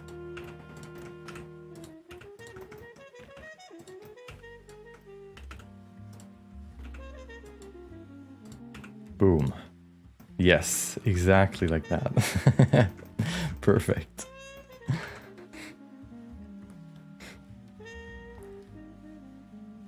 Welcome, Miguela. Hope you have a good day. When Wolverine and Deadpool meet and become more closer at Dogpool, I'm not going to add the dog, okay? I'm not going to create another character that I'm going to add in here. Okay. Welcome, Reaper. Hope you have a good day. Okay. I don't even... Hold on, let me see if I need the elbow. I think the elbow just kind of makes the silhouette a bit harder to see. I'm going to place it here, but the rest is fine. Actually, let me see if I need to rotate it even more so that we can see... Like this, maybe?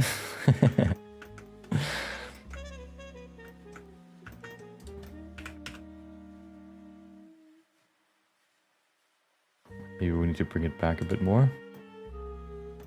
And then bring the hands back again. Yeah, like this. Doop. Oh. Dip. Dip. Dip. Dip. This one is once again scuffed for some reason. Oh, because I moved this back. Which wasn't keyframed, obviously. But that should be fine. I can just bring it forward again. That's the one thing I really, I guess, am not that great at yet. Which is just managing keyframes and what is keyframed and what not. And then if you change one thing that isn't keyframed yet, you mess up the whole thing. And then you repose it again and stuff. Just really annoying. This stuff is also not posed. I guess now that the auto keying is set up, hopefully this doesn't happen again. Because it is pretty annoying. There you go. Dip. Dip. I think that's good. But I think I need to move him slightly. Because his butt should probably be in the same position. Right? Because he moves around his feet. So his butt needs to be in the same position. Let me add the... Can I add it? Hold on, let me do this. So I see where the 3D marker is. And then I go over here. And I can move it. There you go, like this. And then if we disable it. Doop. Doop. Doop. Okay, this one is a bit... Oh. Wait, did I? Right, I didn't keyframe it again. Did I? No. Let me do that. No, it is keyframed. What? Let me just do it again. Hold on. This one's fine. Set a keyframe. Now it's keyframed. This one needs to move over. Ooh. And there you go. Now, theoretically, dip, dip, dip, dip, dip, dip, dip. And then, where should he look next? Where should he look? Oh, should he look forward first? Or should he always look backwards? I feel like looking backwards is better than forwards. Maybe just not in the same direction. So maybe he could look like up for the first one. So here, this one should be different.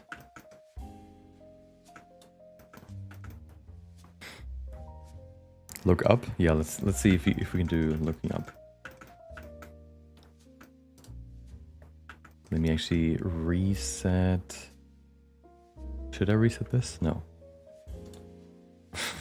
Okay. Yeah, maybe like this. Yeah, maybe that can work. Let's see what it looks like.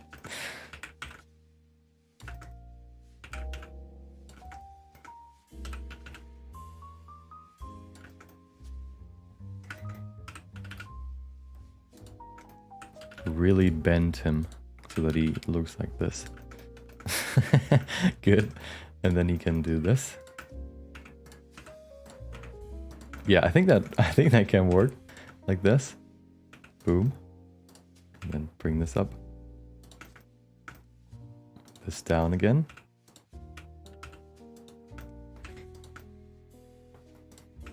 Boom.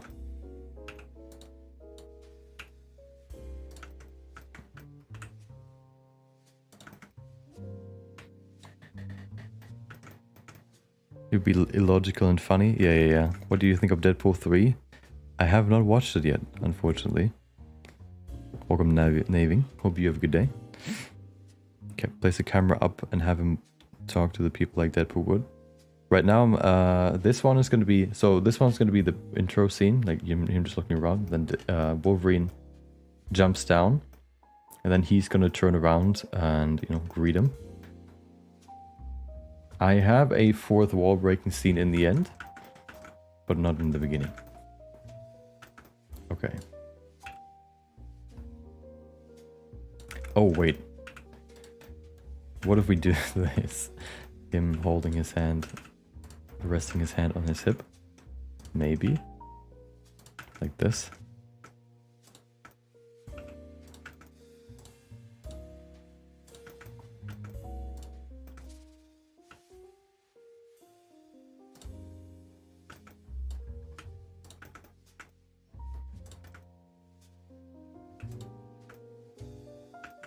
Okay, now we need to pose his position. I think it's actually fine. There you go.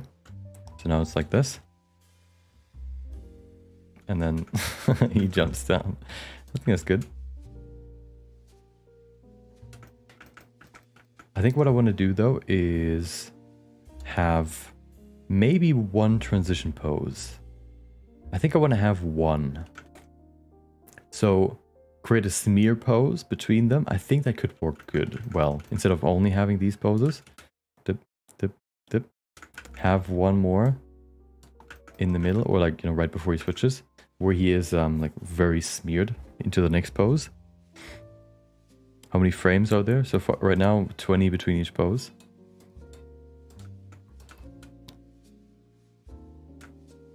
I feel like I can improve this even more. Hold on.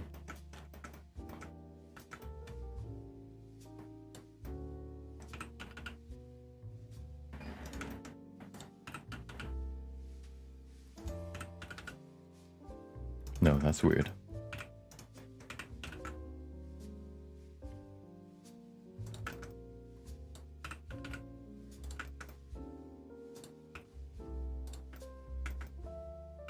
Like this. Perfect. Okay. And then his face. Maybe should it look even higher? No, that's fine. Yes. Good. Okay. Oh, the hand is a bit weird right now. Do this. Okay.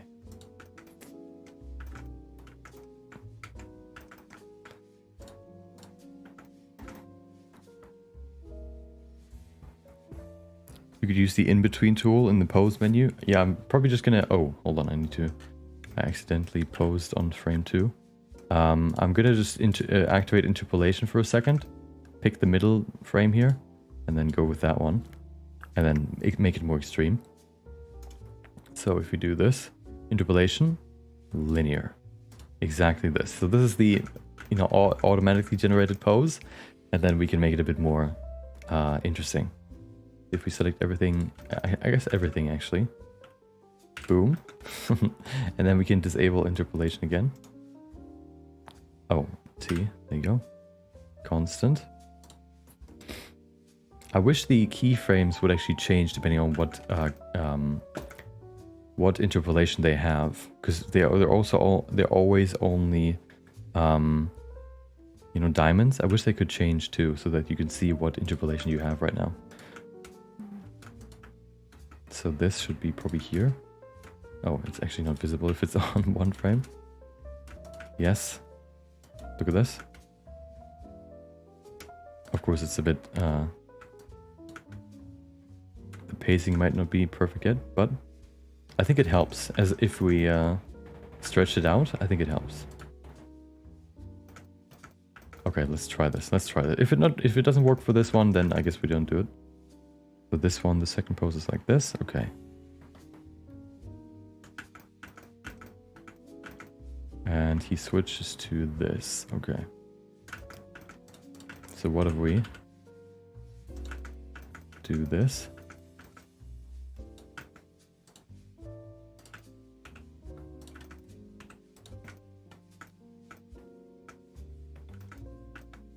And stretch his ass like this, okay?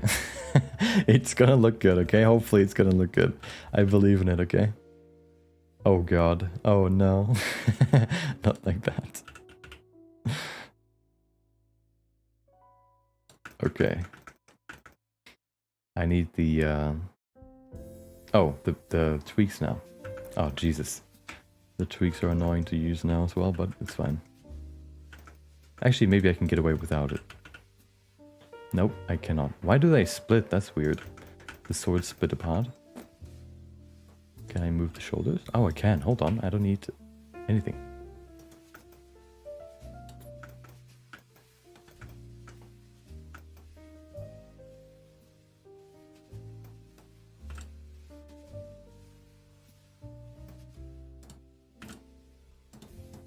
Okay.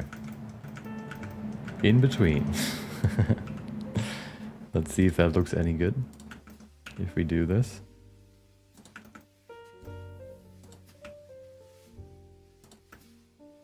I actually, I think I've never created like in-between poses before, so this will be interesting to see.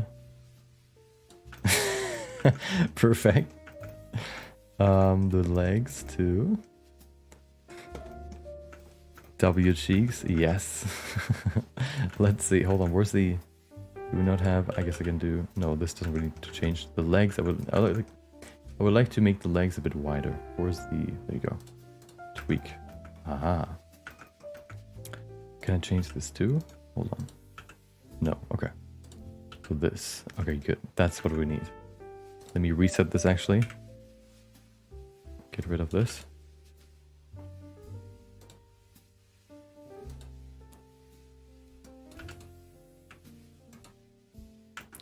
Okay, let's go with these ones rather. Like these small things that are meant to really adjust them. Same for the arms probably. Okay. Let me actually check this real quick if it... I think it's getting there. We just need to adjust it a bit more. Okay. So, first we need to create a key here. And here. For all of these.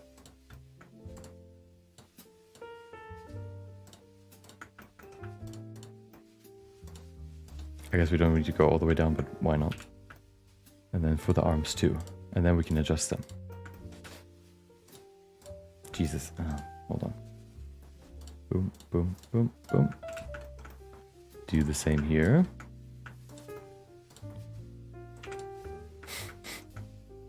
And then do the same here. I guess I can just copy this.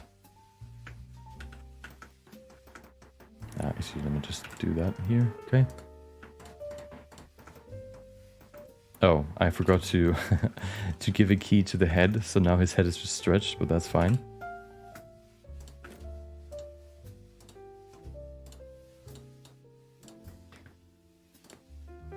We'll fix it in a second. Okay, now let me change this real quick. Doesn't look exactly how I want it to look. There you go. Same here. Okay.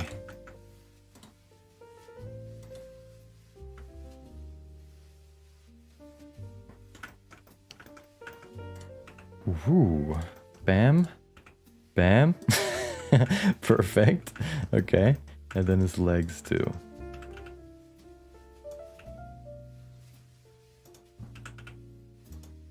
Maybe even give him like a slight bend. No.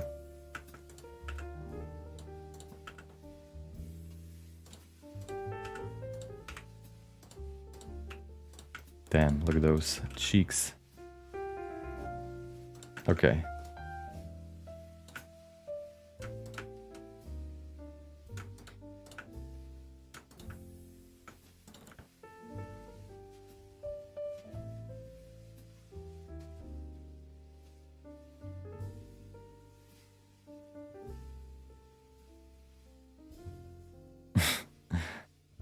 Hold on, let me see if it...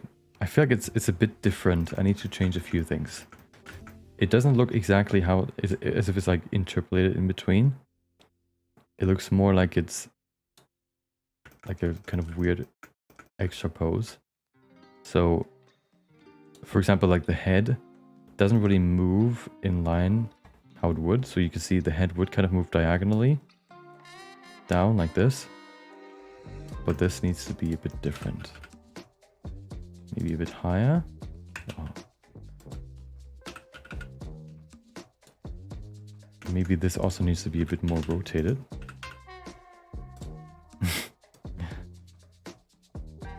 Yes, see, so it's basically supposed to be like in between the two. Right now the head is here, and then afterwards it's here. So the head should be somewhere right there in the middle. So here maybe? So we need to move it a bit further over there. Like this.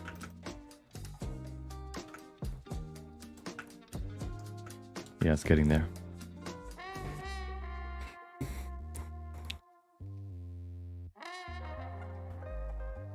Kim Kardashian changing her body at the GTA barber. Okay, see our bin's game on. Okay.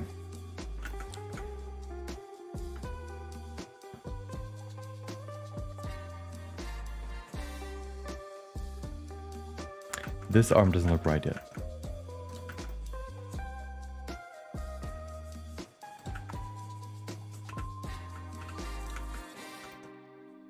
Oops.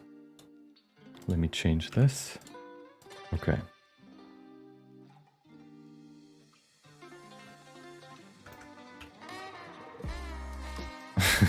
Maybe it needs to be higher. Let's see.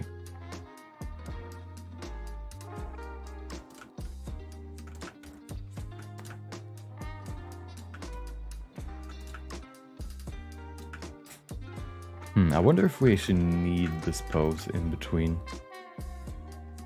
Maybe it's just like a case of trust the process, or maybe it's just better to not have it in there. I think it's gonna add, I think it adds something to it, you know, if it's refined.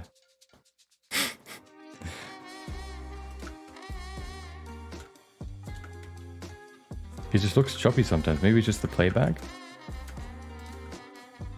And if we added, you know, one frame earlier, it's too quick, I think. Maybe not. Maybe that's actually good. Maybe one frame is actually better than two. I think one frame's better. Yeah, let's do that. Okay. Next one. This one. This one can be super stretched because this one is like going from one direction to the other. So it's going to be a whole lot different. Please, why do you have vocals? I set it to instrumentals. What are you doing? Hold on. There you go. This shouldn't have one. Okay. Yeah, this one can be like super stretched. So if we set this to interpolate, let's see what it looks like. Yeah, that's a good start. That's a good start.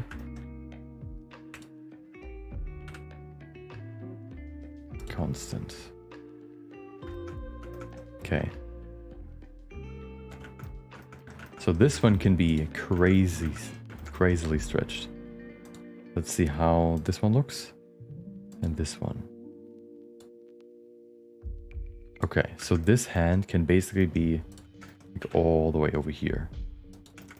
Maybe not that far, but basically, because if you look at his hand here, it's right there, and then at the end, it's down. So I think that's actually not too bad. Maybe just a bit down.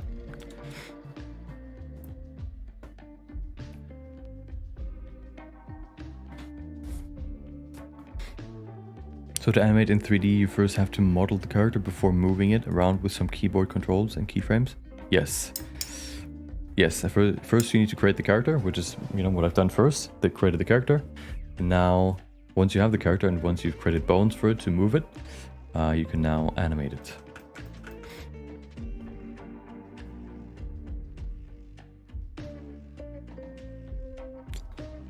Can't wait for the moment curves and 3D onion skinning they promised some time ago. Oh, that's probably gonna probably gonna take. That feels like similar to texture painting, where they say, "Hey, we've been thinking about doing this," and then they just give you more geometry nodes updates. That's kind of what texture painting updates feel like. I think 2 years ago they said, "Hey, we're looking at the the texture painting tools right now and looking at how to update them." Since then, no word about it. Maybe somewhere in a blog post, but no changes at all so far. But of course, geometry nodes is kind of the main thing that they're working on now. You know, the good old, what's it called? Node everything. What do they call it? The everything node system that they want to introduce, so everything can be controlled by nodes at some point. I guess they're kind of working towards that with all the geometry nodes updates, but it's still, you know, just some parts I guess just feel left out. But of course, I guess that will always be the case with you know, with a very big program like Blender.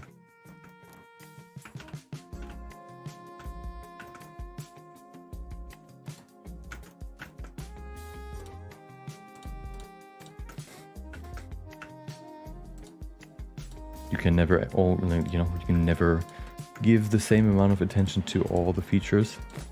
So some things just kind of, you know, fall on the wayside. And, you know, sometimes you have like a vision for something or like a plan, which then means that for a long time, for example, other features just don't get an update. And one thing gets updated more and more and more and more and more.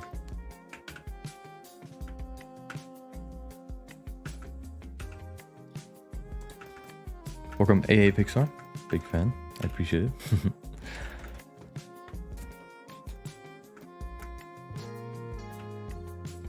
And that kind of feels like it's the same case for the animation thing. It feels like everything is kind of currently focused. Well, let's see, they're doing like system-wide changes, like with Eevee and stuff, which is good. But that doesn't really doesn't have anything to do with the like the other stuff.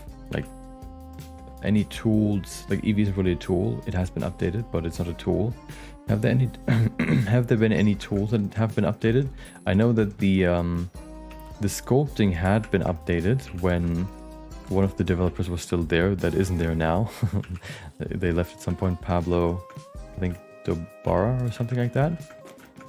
They left. They were like, you know, responsible for all the sculpting changes that have been made. But, you know, since he left, I think sculpting has also been left alone, kind of. I don't know if you need really that many sculpting changes. I think sculpting is fine. But, yeah, there's a big focus on nodes, which is, you know, kind of obvious and easy to see.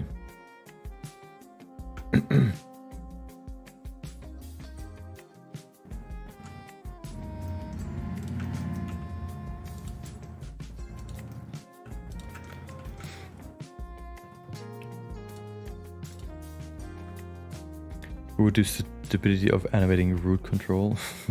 Obviously. Well, it's the thing that controls everything, right? So if you want to change the position, that's what you want to change. Not all of them move all the bones at once. Just use the root.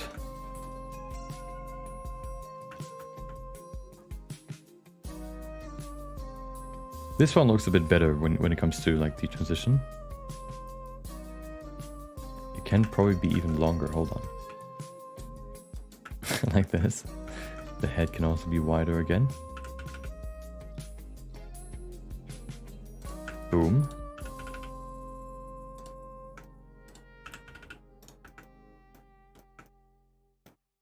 I still wonder why the katanas just spread apart.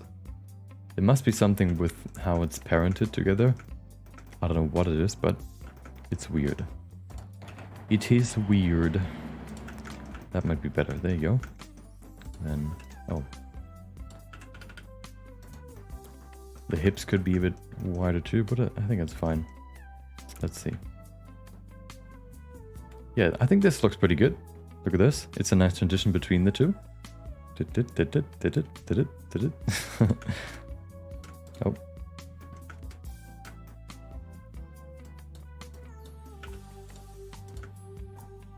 Okay, this one is not visible. Oh, there it is. It just gets skipped every time. Oh, there it is. There you can see it. I think it's... Yeah, look at this. Look at this. Let's see if we can play it here. Okay, hold on. Let me change this actually to play every frame so we can actually see it. I think it works. I think it's good. One frame I think helps here in between. The second one, this one doesn't look that great yet. Obviously there's no 3D onion skinning, unfortunately. But I think I can kind of estimate it maybe. Put it maybe here. Also make it maybe a bit longer. Also I'm gonna draw over this so that it looks stretched, right? Right now it doesn't look stretched that much, but with, you know, with some more lines and stuff, it's gonna look better. So this one, the hand would theoretically be like stretched vertically, but of course I can't really do that. I could maybe do that with some shape keys, but I want to maybe avoid that for now. Maybe I'll do it at some point. Oh, actually, do I want to try that right now? Do I want to try shape keys? I think that might be like another polish option. This is good though. The hand is the face is once again not keyframed. Okay. I think here the head can be actually wider. Okay.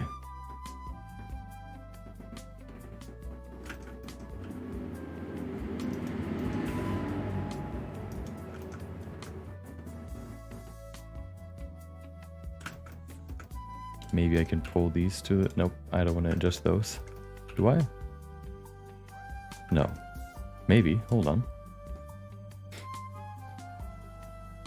I think if you raise the elbows of the hand, it follows the arc better.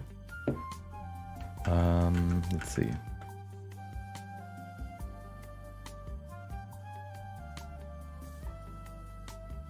This hand doesn't look right yet. Maybe it just needs to be here.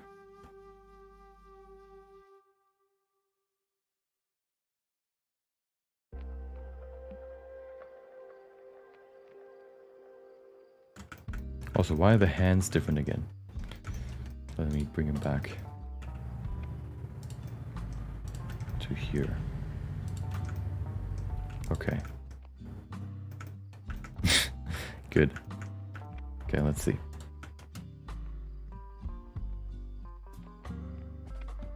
I think that's fine. Let me go back here. Frame dropping. Okay, this needs to change.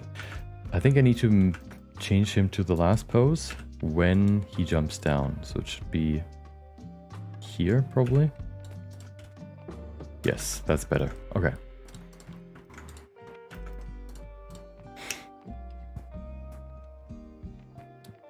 Did you ever play the Deadpool video game? I've watched somebody play it, just like watched the Let's Play. I haven't played it myself. But that's like a super old game, isn't it? I think it's like super old, like 10 years at least. Let me see, hold on. Deadpool game release date. Let's see when it was. 2013, so almost over 10 years ago, 11 years ago. It actually held up quite well in terms of the style. It still looks pretty good. The art style is pretty timeless, I guess.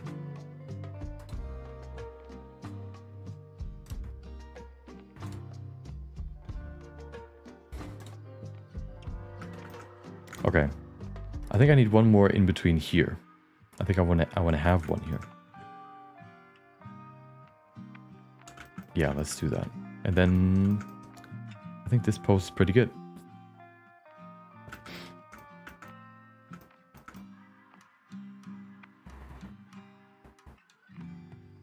I mean, this scene.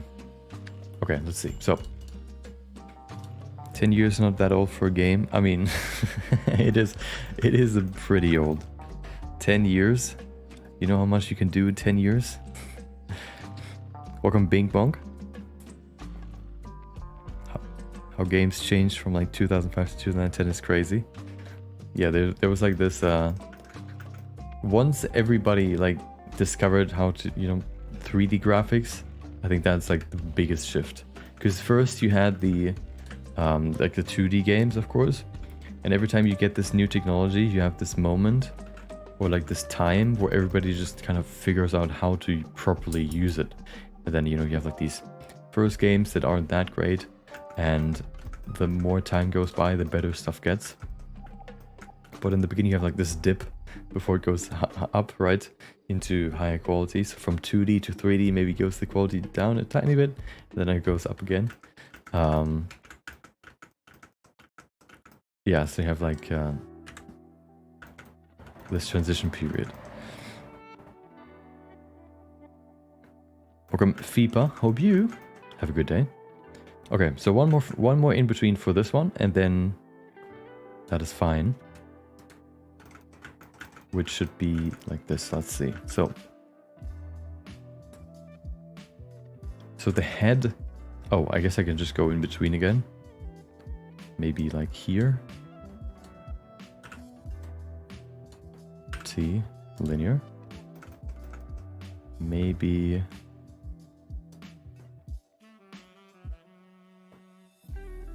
This looks fine.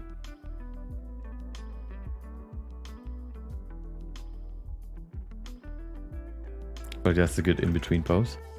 Let's just choose this and go from there. Hopefully everything is keyed. Okay, and then back to constant. Good. So, this one. Love when you make them impossibly disproportionate. Yeah, that's kind of the idea for like this animation, especially with Deadpool, to make him look more silly. And also anime likes to do that oftentimes, so it's important to imitate that too. I think I want to do this here. Let's see. Make the pose. That's fine. That should be good in between for that. Actually, I'm gonna move it forward a bit more. Yeah, like this. Yeah, that's good. Okay. I think what I'm going to do, since I'm kind of developing this workflow with these in-between scene poses right now, is start just kind of look at, oh, hold on, there's also a tool that you can use. I don't know exactly where it was, but you can kind of show the movement of the hand, or like a line in 3D where the hand goes from one frame to the other. I don't think it's going to be that useful here, but it's especially useful if you use interpolation. Yeah, it's probably not going to be useful here though. Also, it would be cool if you wouldn't have to analyze, the model every time, or the key that you want to show that way, but just activate the feature and then you see it. But I don't think that's a feature right now. Maybe that's part of the improved animation stuff.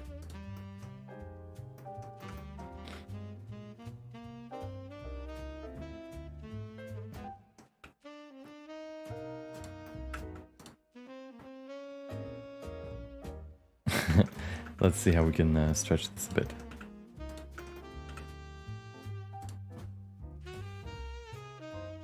No, that's weird. Like this, maybe? The hand needs to go down like this.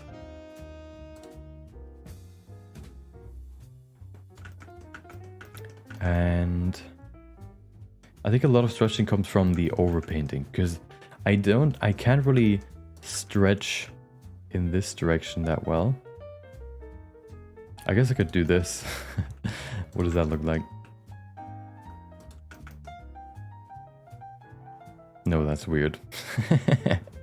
That doesn't look right. I thought I could add like a wobble to it, but that would be a bit too extreme. I would like to just stretch the geometry out a bit so that it actually, you know, looks stretched. But I don't have that feature in the rig. I would have to use shape keys. Maybe we'll get into that in a bit. Right now I just want to find a good pose first, good in between pose. This is a bit too far actually. That's better, okay. Next up, the head. Looks a bit too... oh, I need to maybe even use the face features here. Maybe this one? So I can do this to stretch out his face. Let's see. Long nose. Mouth and patch, there you go, yeah. It's good for interpolation, I think, but it's not that good for constant, whatever you want to call it, constant interpolation. Since you would only, I guess maybe it still would connect the line, right, the dots, so you would see the path. But once again, it would be great if you could have that feature as just like an overlay instead of having to analyze each bone, which is like such a weird way to do it. Is it really that hard to, or is it really that intensive to just calculate that? Maybe it just bogs down the performance a lot. I don't know, it's weird. Oh, the neck is wide the whole time. Hold on. Here needs to change. That's better. Okay.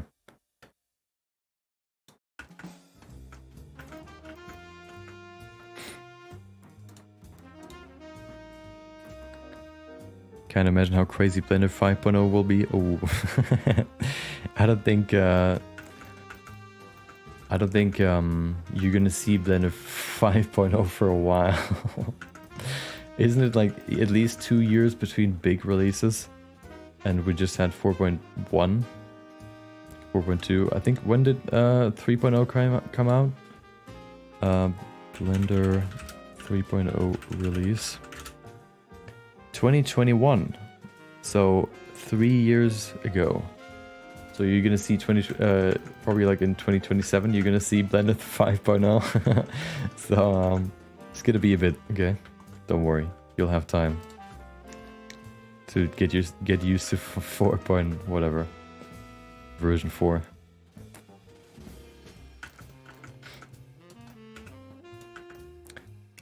Aren't there secondary? No, the secondaries aren't the one that I want.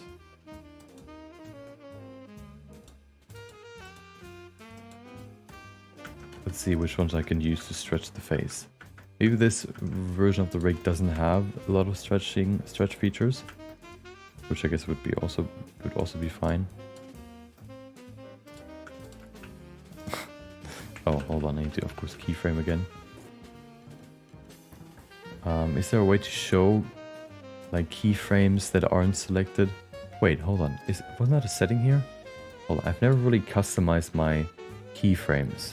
Keyframing, what is this?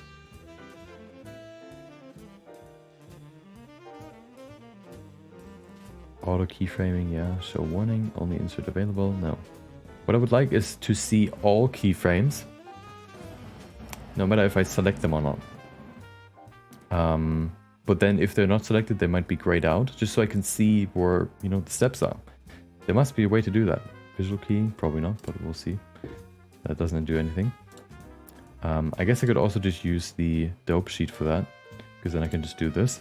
But then they're not, like, I don't know which one is selected. There has to be a way to do this. Maybe not, I guess.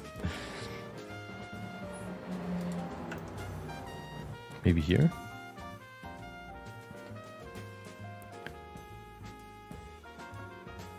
Can I donate both my kidneys to the Blender Foundation? I guess if you sell them, then maybe.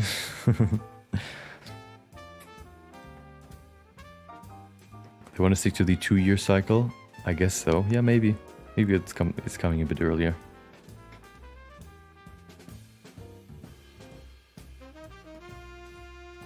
Can you make a video about creating hair? I've created a video about hair already. 2 or 3 actually. They should be on my channel.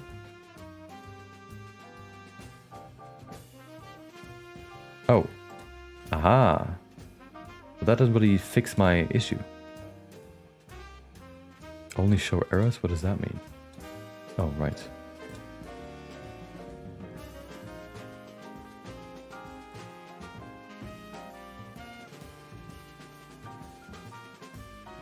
I guess you can only make them visible like this, which is a bit annoying, but I guess it still works. Better than not having them at all. This is, I think, what you, for example, would see in After Effects. But I guess grayed out, maybe. 2 years between Blender 3.0 and 4.0. Oh, okay. 2 years in about 1 month. Yeah, I think at some point they just said that they want to stick to like a 2-year cycle. So when did 4.0 come out? Hold on. Was it last year? Yeah, maybe we'll get to version 5 next year in 2025. But I don't even know what is currently on the what the goal is. Like, what is the next thing to improve? There's probably a lot to improve, of course, but I'm not like clued in to what the plans are. I think they oftentimes post what they're working on, but I don't know what that is.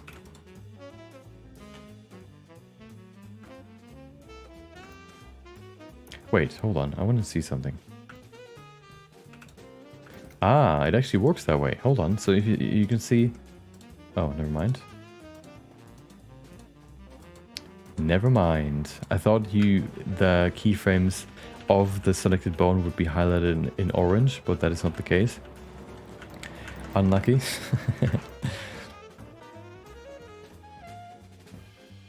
What is this keyframe? Oh, the root, right.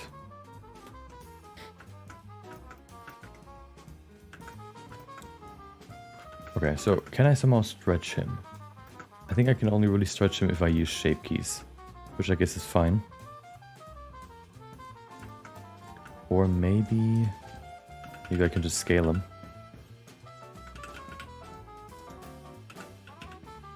Like this.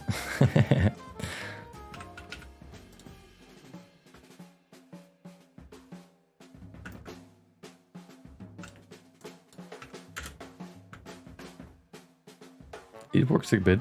I think it works. Maybe a bit stronger. Boom. Like, give him the alien head. Yes. I think what I also need to do is bring this a bit forward. Backwards. There you go. I think that worked. Look at this. Look at the head. Look at the head. Zip, zip, zip, zip. Maybe it could be even stronger, but I'll leave it there for now. I could also stretch his face, I guess, but I don't know if I really want to do that. I think the face can stay there. Is there a reason you've set mouth controls to Quaternion? I think that's just the default for Rigify. The rig has been created with a Rigify, so I'm not the... You know, I don't know, I can't explain to you all the features and stuff that it uses and why it's set it up in this way, but it is that way, okay? 3.0 was December 2021. Wait, 3.0? I thought that's... Oh. 4.0 was November last year, okay.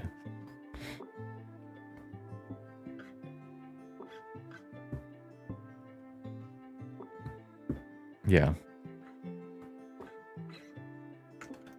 2.0 to 3.0, I guess. Well, wouldn't the biggest change instead of 2.0 to 3.0 would be 2.0 to 2.8? That one was like the biggest change, right? Because that actually made Blender usable.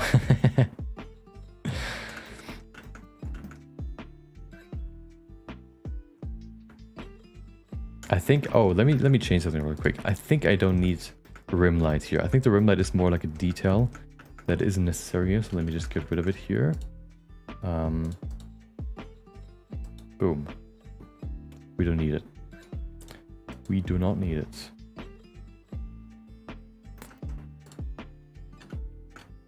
Why is his head still... Oh. There you go. Yeah, we don't need the rim light here. Unnecessary.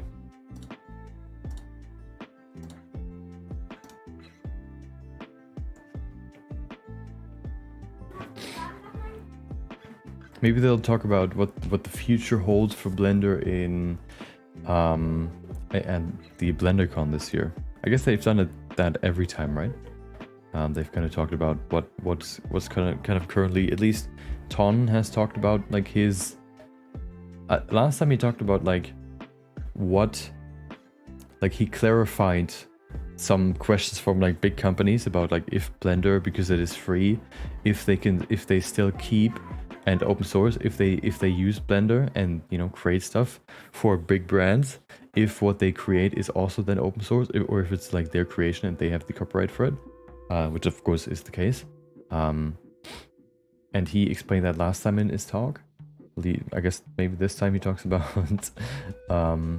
something, you know, broader, like, oh, the goal for the next 5 years or something.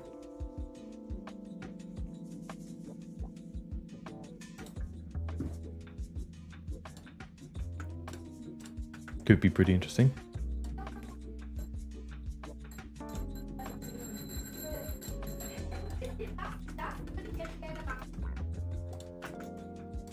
There you go.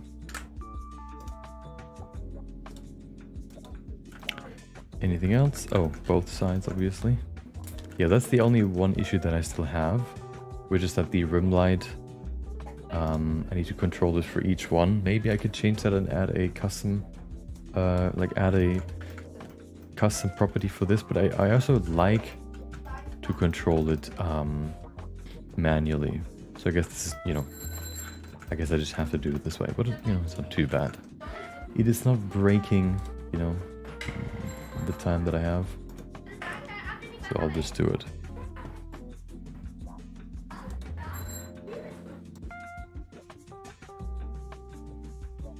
Was, yeah, 2.7 was also a big change. I think like the biggest change was just because of the UI changes, which made the whole thing just a whole lot more usable. Right before, you had like the gray theme and everything looking very bleak and kind of, you know, not all over the place, but, you know, just overall harder to identify and understand.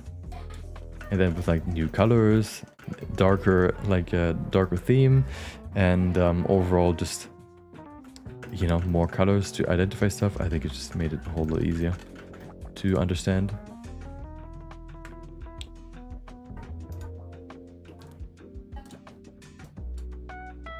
I actually saw a tweet yesterday of somebody showing off all the icons that Blender has, and they said, like, I don't even know half of these icons because there are like so many of them, and you don't really see most of them if you don't go into the exact menus where they are. I haven't seen like 50% at least of all the ones that that they showed, which was pretty weird to see, like what kind of icons there were, because I couldn't really give them like I couldn't even say what it would be. Hold on, let me close my window.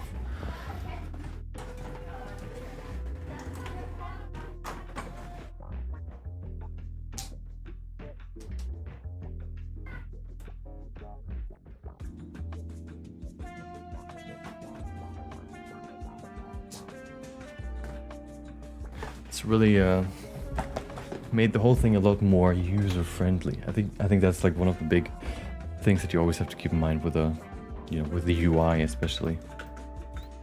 I remember I watched a podcast recently with Andrew Price, you know, Blender Guru, where he talked about the at some point Blender didn't have an undo feature, so you couldn't just press Ctrl Z. You would have to how did it work? There was it wasn't Ctrl Z. Ctrl Z didn't work. Oh right, but you could go back on, I think, edit mode changes that you've made, which helps a little bit, but of course, you know, not having an undo feature is pretty weird. And people, as he said, actually complained that they wanted to add it. Like, you know, what reason could you give, you know, to argue against a control, like a, you know, revert change button or revert change feature? Like what reason could justify not having one? What could even say? I guess maybe like it's I don't even know. It makes it I don't even know. What could you say? Maybe through not having Control Z, you learn how to save and name your saves properly. I don't know.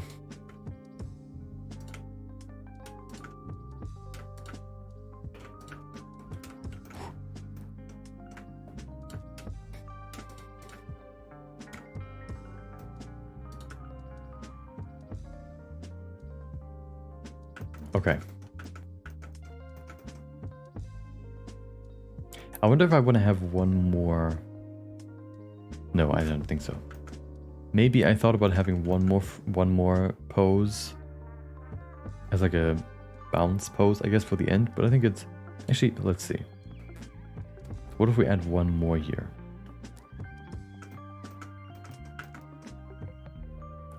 Let's see. I basically just want to copy this pose and then change the previous one a bit.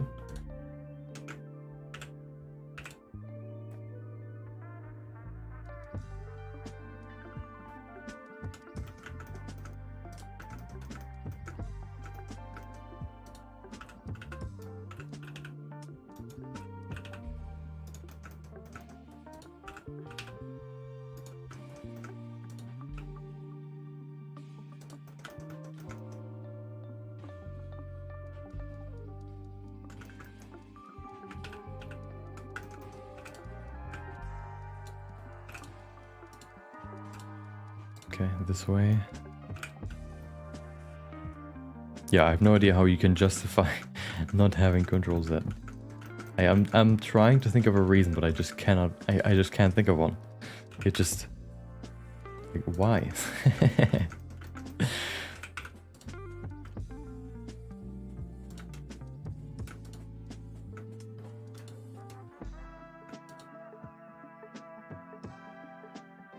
No, that's weird. Let me change that back. I think it's fine. Okay. Dip. Dip.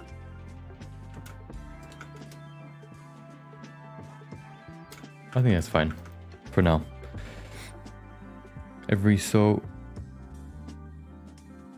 Oh, have like a reminder to save.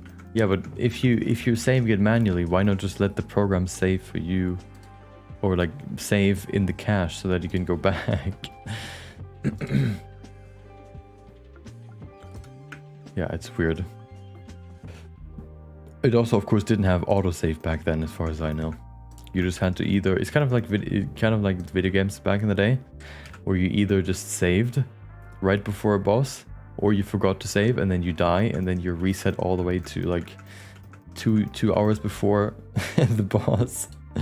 Yeah, it's just it's an archaic, I guess, kind of system that luckily doesn't exist anymore.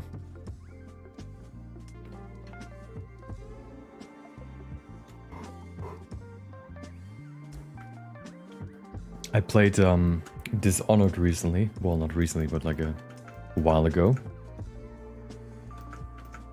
And in that game, Dishonored 1, in that game, you didn't have autosave. So at some point I played, died, and I was like halfway through the level, died, and was at the beginning again. And at that moment I remembered, oh right, this game is already like 15 years old.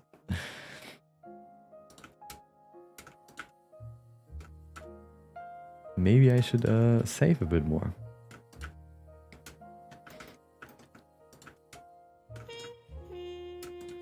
I think at some point they fixed that issue, kind of, or like circumvented the issue by just giving you like fixed save points, so that they can control when you can save. Because otherwise you could also just save like right before boss and never have to like go there again. If they control where you could save, they can add a little bit more. Like they can, you know, they have just more control over where you save and where you start again if you die, for example. Okay, I think this is fine now. Let me see where the scene ends.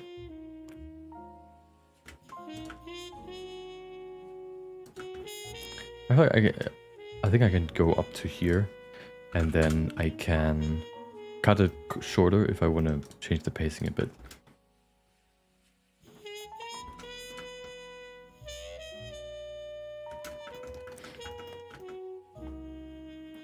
You need sleep. Yeah, for some reason this last night I just woke up a couple of times, and yeah, you know, it interrupted my sleep, unfortunately.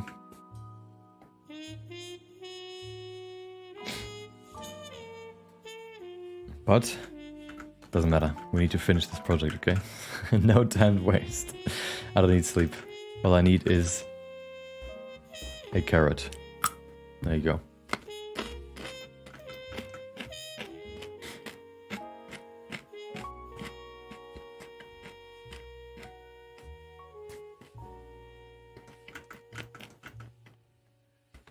Okay. I think I want to actually add camera movement to this.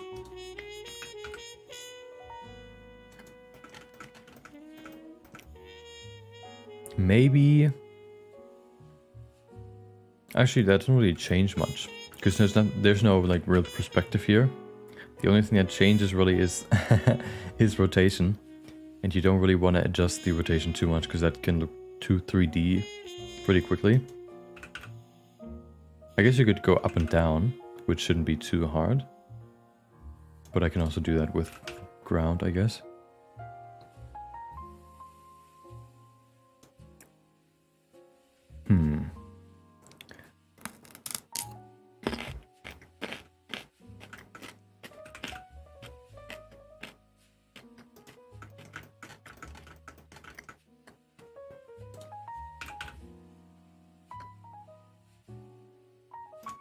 Yeah, let me add a slight movement here. Timeline, there you go.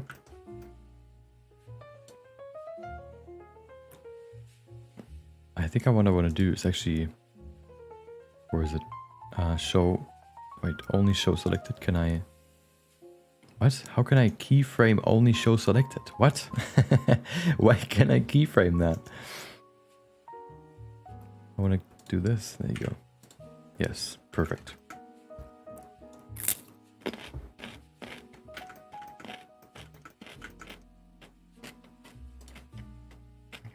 I want to probably add a slight, a little bit of movement to it. I think that helps. Just a, you know, very, very relaxed camera movement.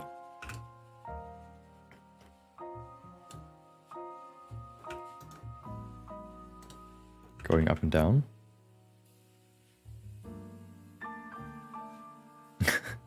Maybe not that far. Let's see what it looks like if we make it linear.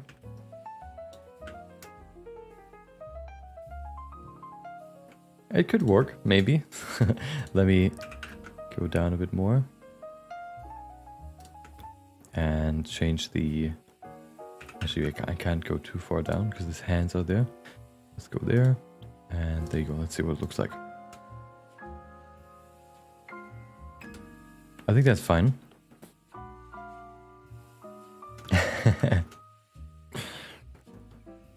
Maybe I could change the framing a bit. I think I'd probably move the camera a bit further to the left. See, he's like very far on the left right now. So what if I move him a bit further over? Minus 0.1, 0.2, minus 0.2. There you go. Yes. Okay.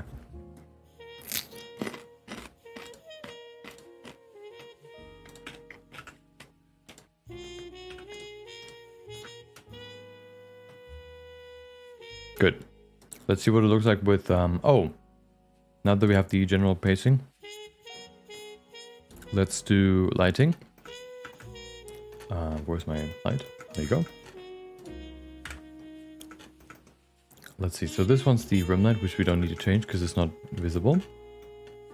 Are the guns still affected? No, they're not. Okay, good. What if I just hide this? Does that work? Would that just remove the rim light? That would be really good. It should, right? I guess so. Maybe not. Who knows? Let's go this one. What should the lighting be? Probably pretty simple.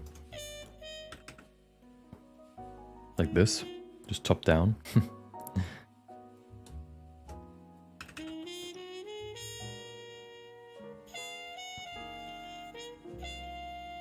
I think the lighting can also be simplified a bit by removing contact shadows. So this can go. Let's see if we can do that.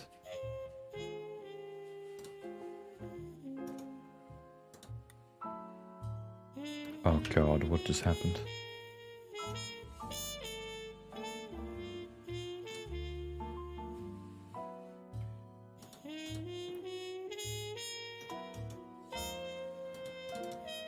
I want to see if I can I override this? Hello? Now I can, I guess. I don't think I need the shadow for the katana. I also need to figure out how to remove the clipping, which should be in the camera settings, I think.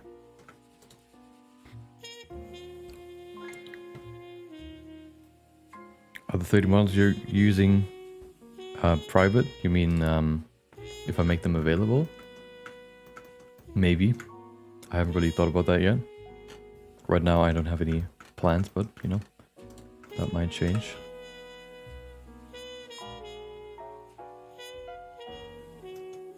Let's keep it there for now. Let me change this. I want to see if I can remove the clipping, which should be here. It should be the clip start and end. There you go. And that fixed it. Perfect.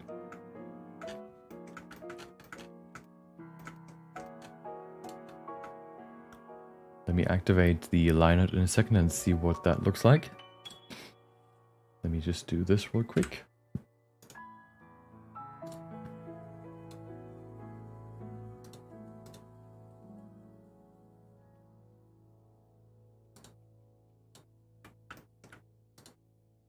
Deactivate the rim light. Oh, I can check whether if I hide it, the rim light is gone. Because that would be a really good thing. Yes, it is. Nice. Okay, I'm just gonna make it... I'm just gonna hide the light then. Perfect. The gun is a bit bright right now, but I can figure that out later.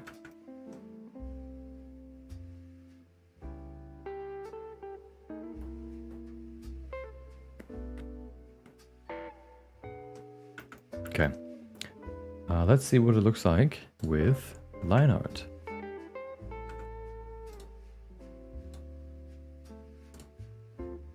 There you go.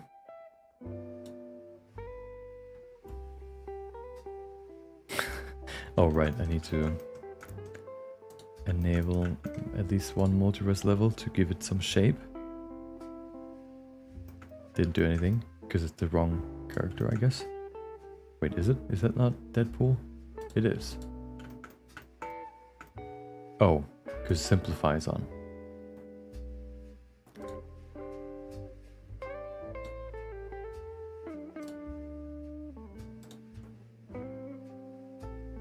There you go. And his lines too. There you go. Do we see the lines? We do see them indeed.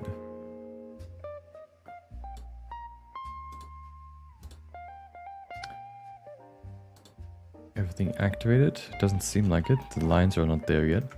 They're visible here, but they're not visible in there.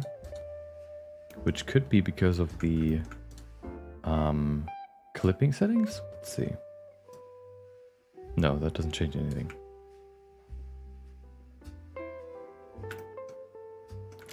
Why are the lines not visible? Maybe the, oh, probably because I need to change the manual input here. Probably. Let me do that real quick. And that should bring it back. Manual lines. There you go. I don't even know if I need those though. These might be a bit too much detail for such a small frame. Let me see what it looks like without. I feel like I'm gonna go without the line art. Let me just render one frame and see what it looks like. Oh, I also need to make sure his foot is currently, Wolverine's foot is currently in the shot.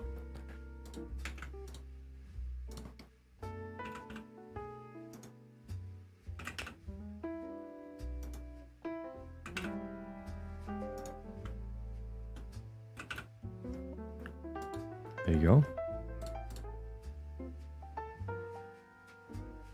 Okay.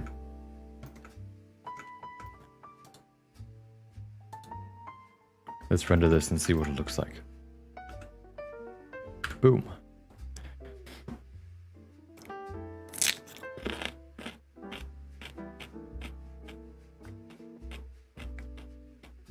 Okay. I think I want to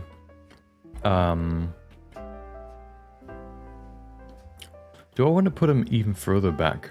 Maybe. I think so. He still seems to be pretty close. I think I want to bring him even further back.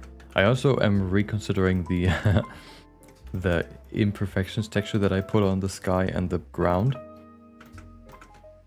Maybe I actually don't need it.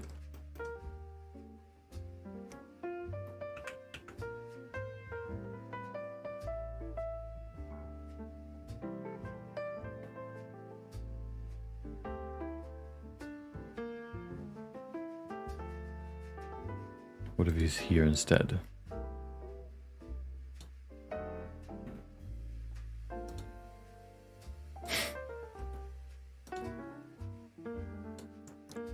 Let's see what that looks like.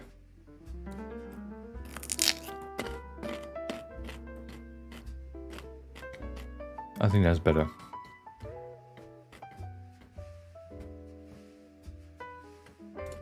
I'm still thinking about what this horizon could have. I haven't really thought of that yet. I'm not really sure what I want to put there. But I guess that's a problem for another day.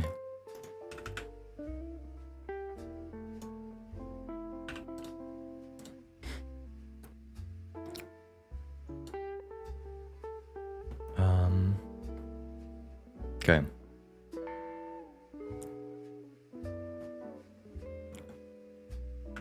What I want to do now is...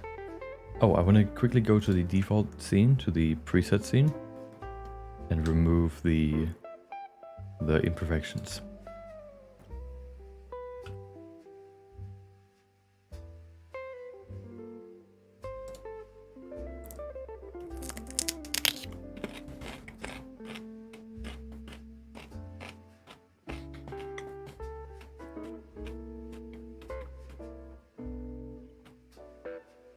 Okay, so,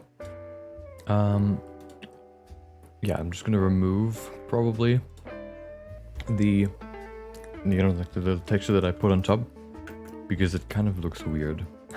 I don't think you would see it that way. You could maybe put it on the ground, but on the sky it looks kind of... Maybe I just need to redo the texture. It may not be that good. I'll just hide it here, and that should fix it. And do the same for the skybox. I think a clean ground and sky is better.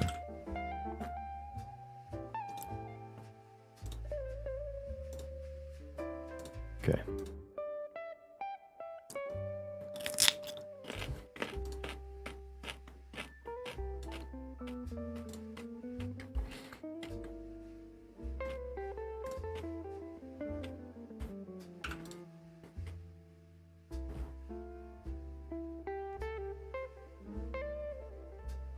Something also that I learned about the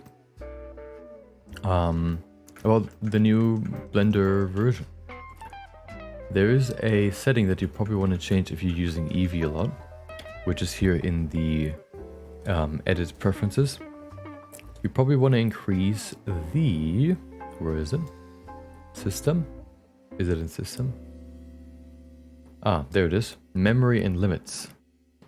Max shader compilation sub processes.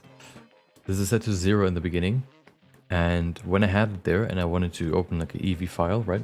I wanted to look at it in rendered view. It told me like at the bottom, top left, that you probably want to increase this.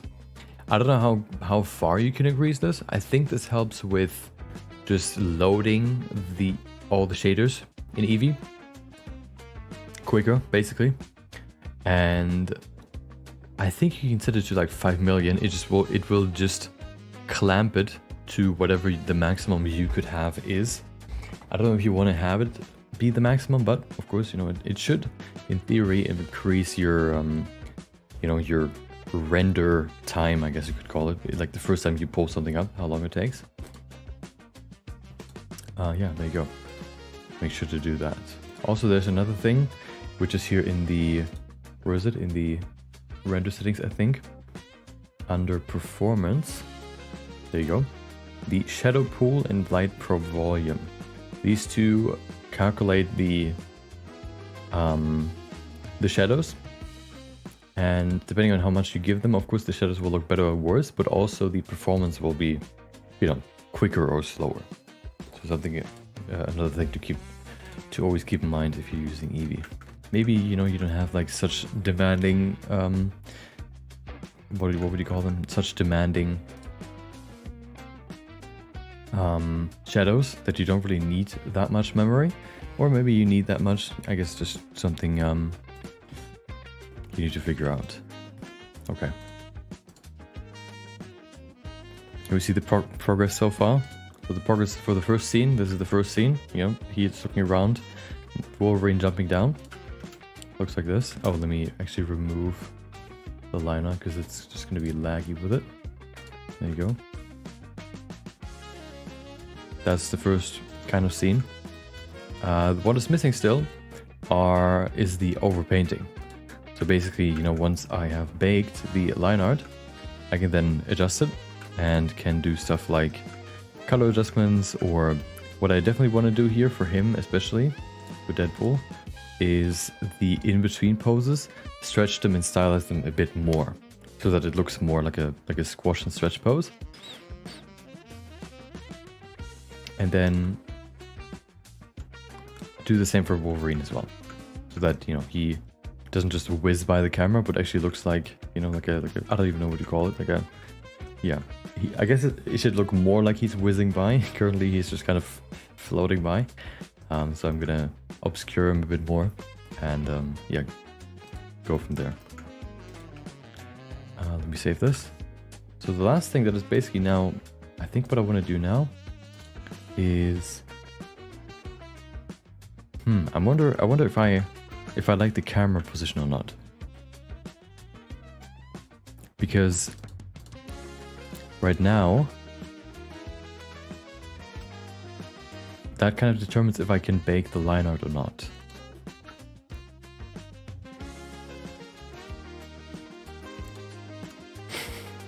I don't know if you're seeing this. I'm not sure if I like the. I want to have some camera movement probably. I think it's fine. I think it's fine.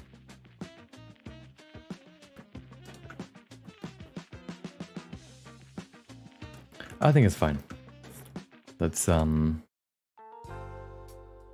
this one more time. Let's bake the line art, and then we can go into adjustments, overpainting. And then that would be the first scene.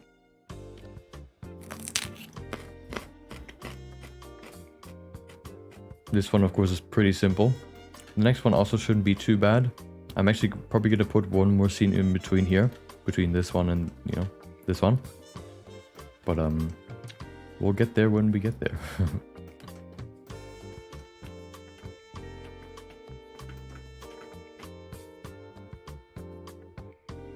First, what I want to do is, right, bake the line art.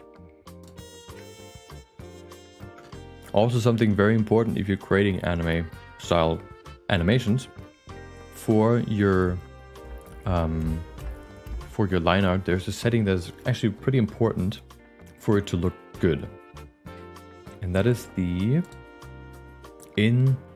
the data settings for your line art modifier, for example, or for your line art grease pencil object, whatever.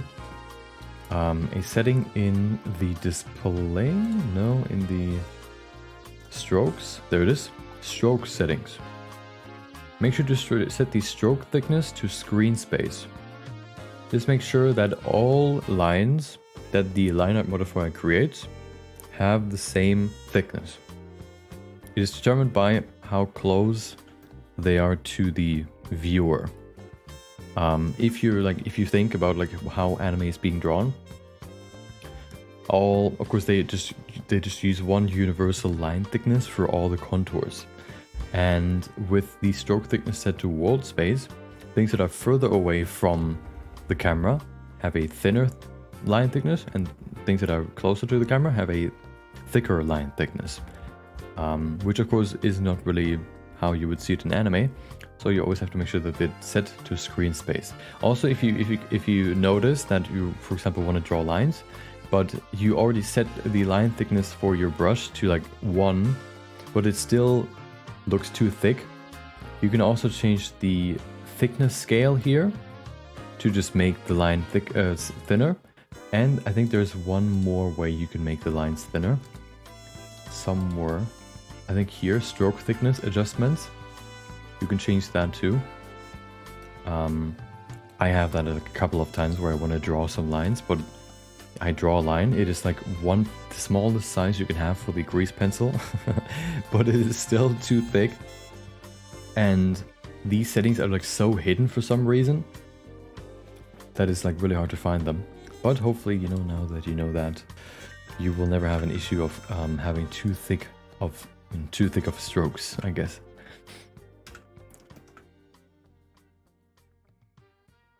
Let me bake these real quick.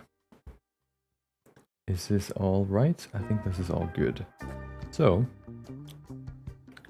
yeah, it's all fine. Bake line art. There you go. Ta-da! Just came from the Deadpool video. Looks great, man. Thank you. Welcome.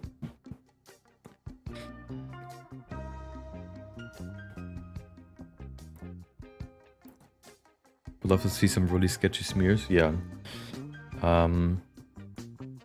I'll see how sketchy it can be, but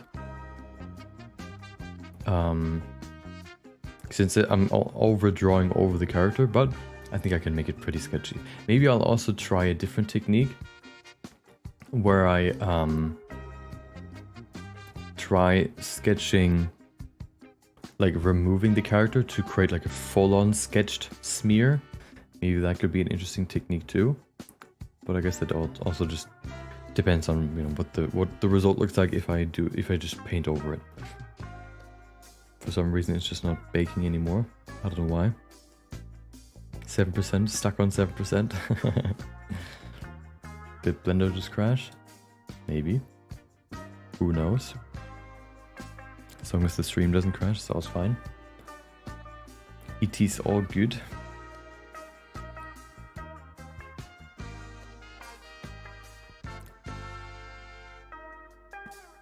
Can't wait for the finished project. Came from the video and it already looks amazing. Yeah, of course, renders, like still renders, are always easier to make them look sort of 2D and anime style. But even in the still renders, I could see how this one overall is just going to be better for the animation. Like in how I set it up. That I think the animation compared to the Berserk project, for example, it's definitely going to look better. And I think I'm pretty confident that we can make it look pretty anime. if this bake can finish at some point. I feel like it's frozen. Hello? Oh, it's actually not frozen. It just doesn't go further.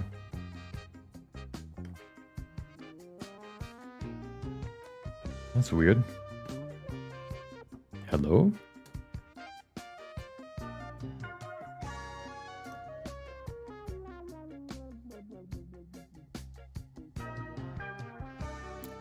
Okay, interesting.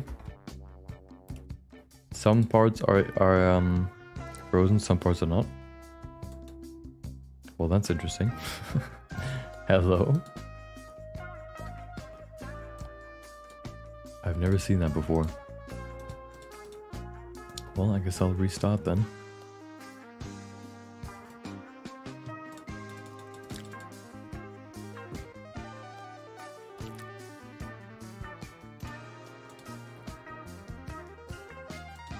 It refuses to die.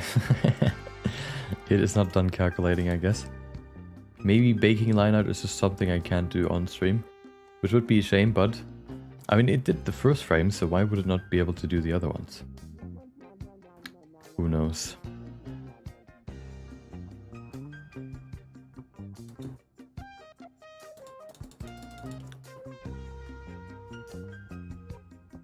Do I have to pull up Task Manager, really? Okay, I guess so. Time to manage your memory right now. Let's get you out of here. Okay, let's try that again.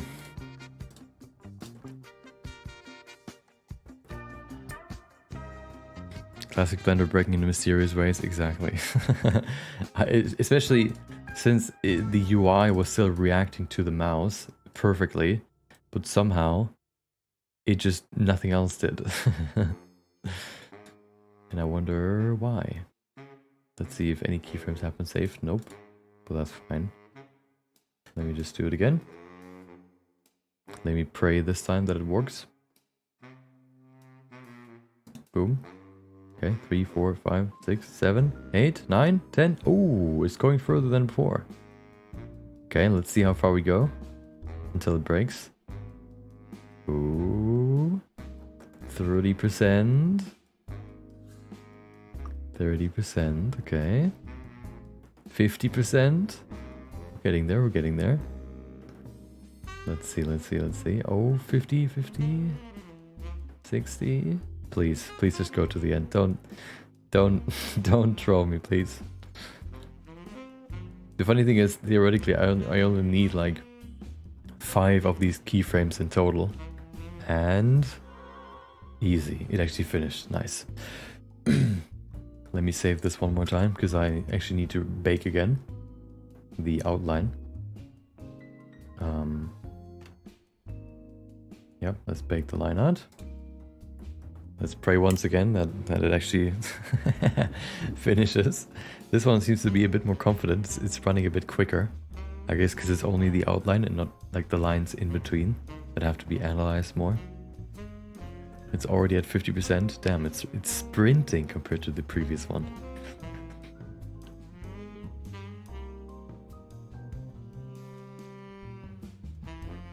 PC's just slightly taking off with how much the fan is spinning. Okay, good. So that's rendered, which is nice. I mean, baked. Something also that I did here, did I? Oh yeah, I added a little noise to the line art. I think I added a little bit of noise, right? Did I? Let's check. I indeed did not. Well, I guess it just looked that way. Oh no, because it has to redraw it on every frame. It just looks like there's like a little bit of wobbliness, which is actually good because that is exactly what you want to have.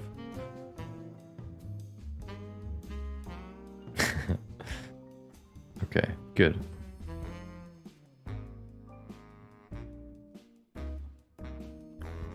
So that's rendered. I'm actually currently rethinking one part of the animation, but I'll leave it for now. What I want to do now is reduce the resolution again. Boom. Oh, I need to render Wolverine. No, I didn't need to render Wolverine. I just need to... oh, overdraw, right. So, let's get to that now. How do you add a human mesh like in the chest video?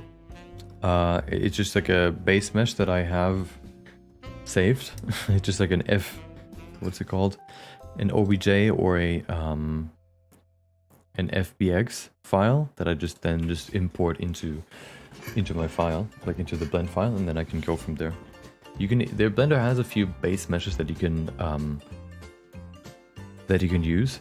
I don't know exactly where they are. They're sort of hidden, but if you look for like Blender base meshes, you should find them pretty easily. And they're pretty good. They have like stylized characters. They have realistic characters. They have some like anatomy references, like the skull, and then a simplified skull, a head, and a simplified head, and I think hands and a mouth too. So the base meshes that Blender has are pretty good. I also have another one, the ones that you seen in the Elden Ring video. They're from 3D Scan Store.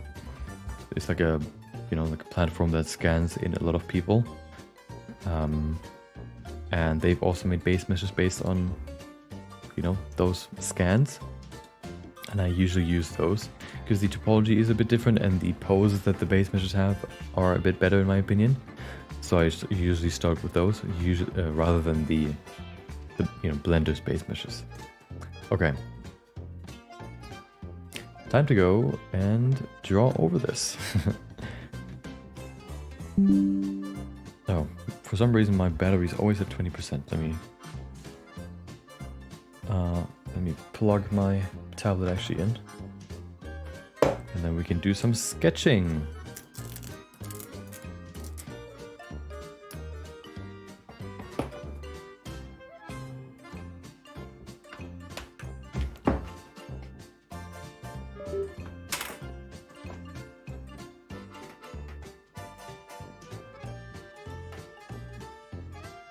Oh. Okay.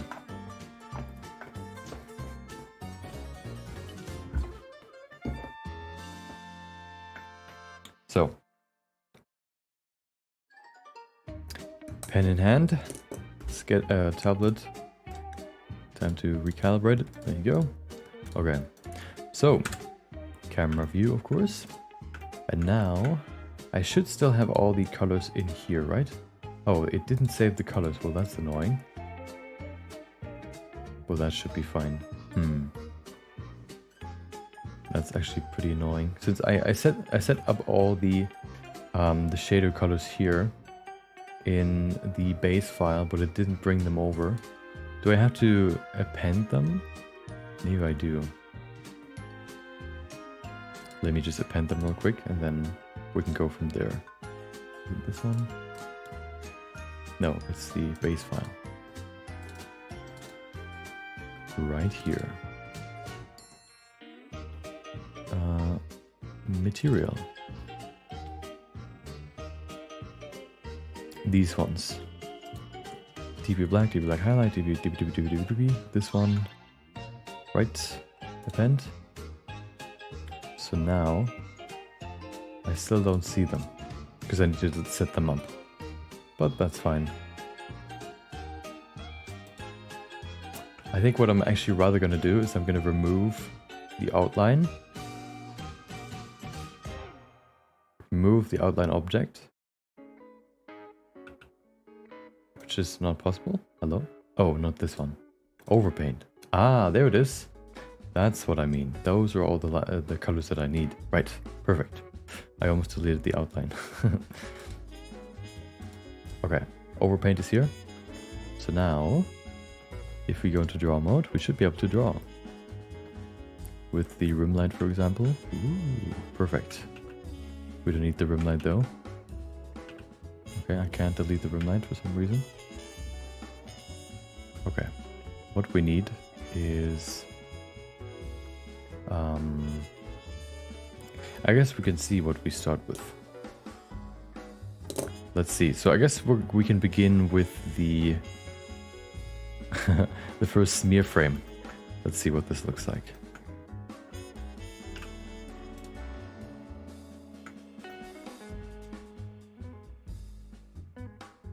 Okay.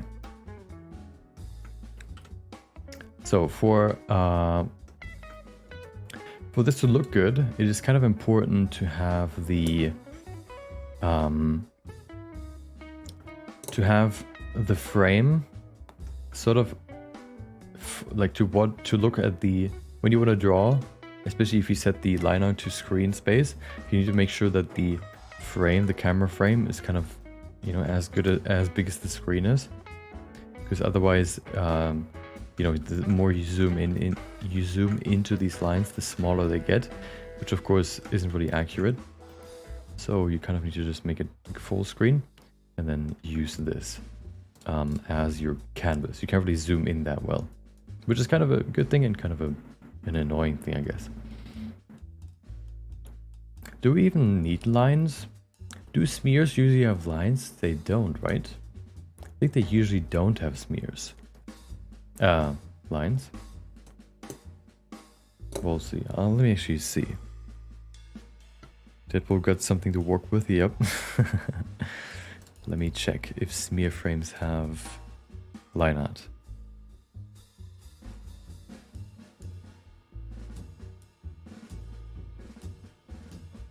Oh, right. It would be anime smear frames. Hello? Pressing enter, nothing happens. I guess I go out of rendered view, so it's a bit easier on my PC. Hello?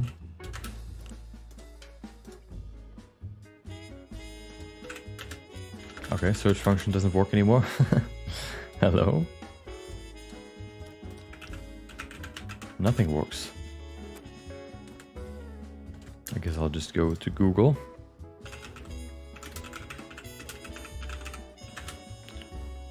Okay. Okay, so they do still have line art. So I think I want to keep that here too. I think it's better. Like this. Yeah, I think I want to keep the line art then. I also thought about adding, changing the line art color to be closer to what it's, you know, outlining. But I haven't really found a good technique to do that yet. So I think I'm going to keep them black for now, but maybe at some point I find something, some sort of technique to do that. Always love how wacky smears are. Yeah, I think it's like a skill you need to kind of develop too, since it's not necessarily just only like how to create one, like in terms of the pose, but also just being confident in making it look so crazy, like this one here, or where's the other one? This one, like this one's like completely broken, but you know, in an animation you won't really see it. So it's fine. So being confident with your smear frames, I think is also something you just need to get used to. Okay. So we will keep the line art. That's good.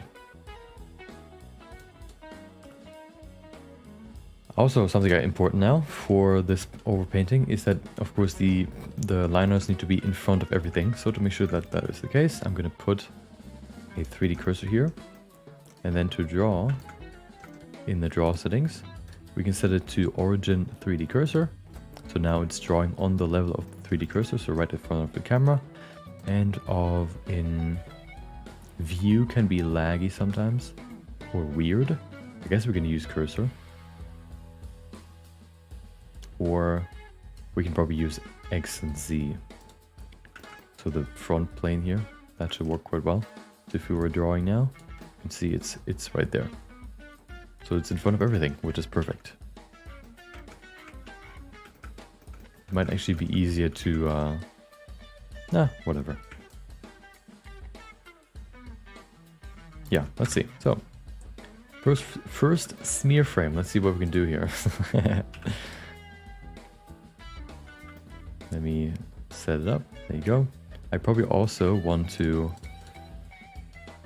well, I can still go down, right? Like this. I just can't go too close to it. There you go. Let me actually go to the camera settings and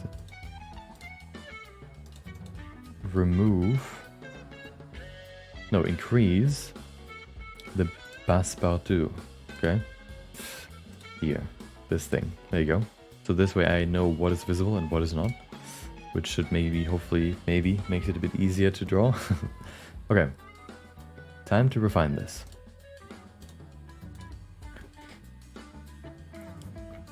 So first of all, I think I want to just fix some issues. Like for example here, the gun is kind of going through his butt, which of course would not be the case if you're drawing it. So let's just get rid of it. Zip. I can remove the line art afterwards, but first I just wanted to do that. Now I want to... Wait, where's the... Oh, that wasn't really working. I need to make sure that auto keying is enabled so that it creates a new key where I'm drawing. Right here. Okay, I need to do this. There you go. Ta-da! Okay. Yeah, I can remove the line art in a second. I'll do that later. So let's see how we can smear this.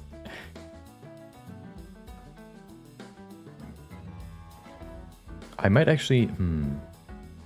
Let me hide the line art. And then if I... Yeah, I think I'm going to hide the line art. Create the fill first. And then if it goes over the line art, I can then adjust the line art. Have a good one, Lube. Let's see. So, can I move with this? Yes, I can. Good. So, the head... I think the head can be bigger. And I can, in this case, I can actually go closer to. So let's go here and then just do this. Ooh. Yes. Maybe make it even like a bit pointy. Okay, and then of course it needs to go again. There you go. Yes. Also, the hand.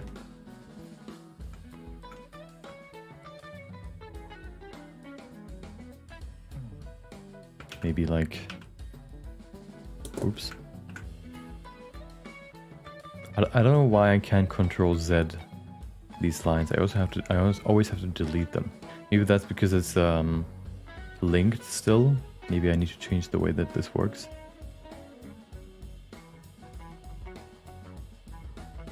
Oh right, this katana is still there too. Jesus, hold on.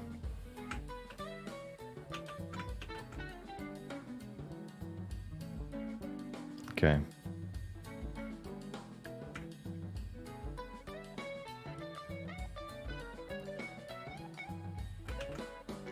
Wow. Yeah, it's really annoying how you can't control Z here, but it's fine.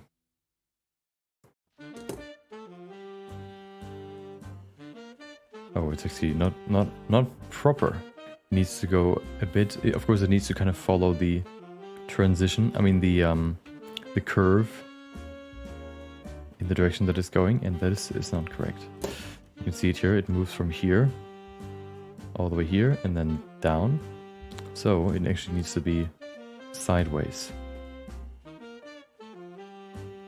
Kind of like this. No, I will do this first.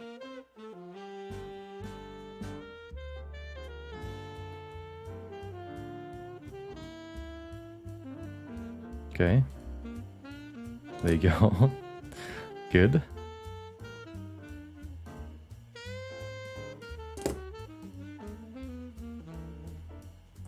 Next. The body could also probably have some changes, but first of all I want to adjust the hand here too. This one.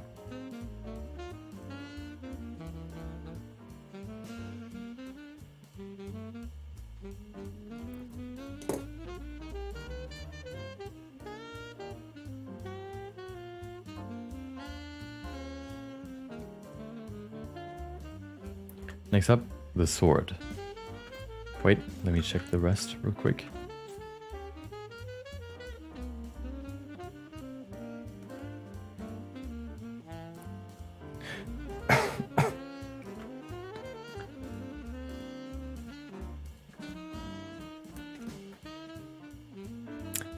Right, let me do this next. This one? Yes. No, it's a different color. What? How is it a different color?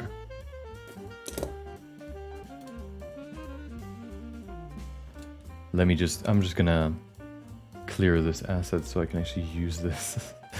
There you go. Okay.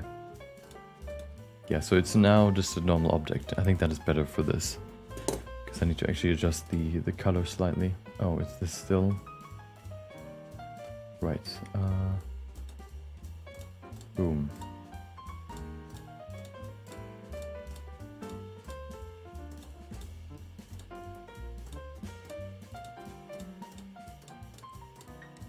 Okay. There you go.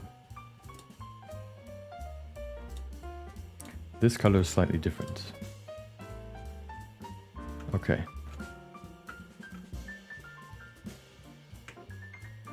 Now I can actually control Z2. Nice.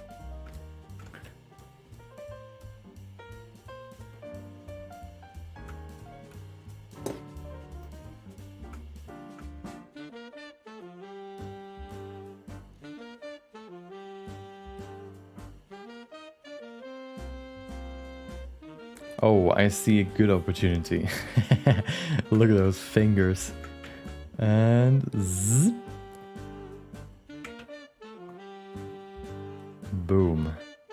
Yes.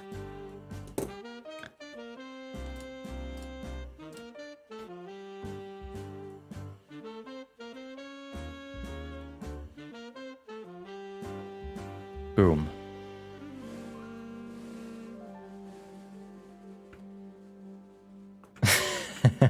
This looks kind of weird, but it's fine. Oh, the big thing now that I want to change is the katana. Wait, that's a black. I don't have that black, do I? No. I need a new color. TP black katana. What did I just come back to?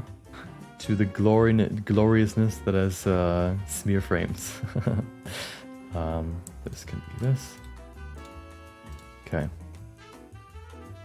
So this one, hold on, I actually see a difference here too. Let me adjust it. Bam, okay. So how does this move? Okay. I wonder if I can actually go in both directions. Wait.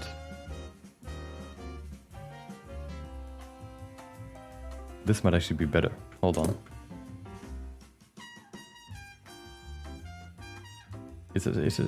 Hold on. I need to remember. I need to keep both in mind, and then I need to draw the next one, which is kind of hard. So this is this shape, and then it goes here. Okay.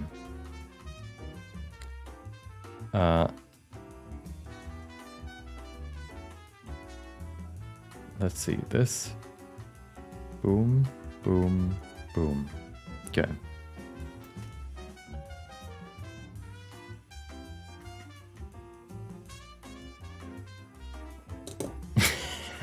This looks kind of weird. No, that's weird.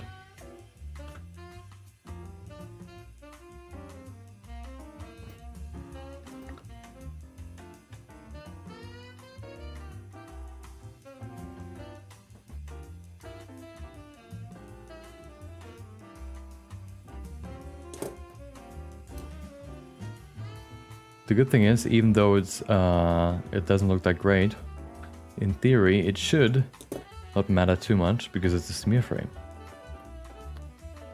So you will only see it for one frame. So it doesn't have to be great, okay?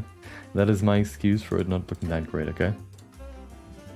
And hopefully I will be right in that assumption.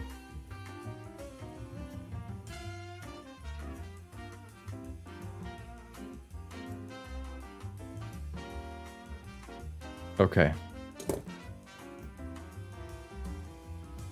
It doesn't look too horrible. Maybe you could quickly sketch the poses with the... Oh, maybe, yeah. Yeah, maybe. I could do that. Let me... I might do that for the next one, yeah.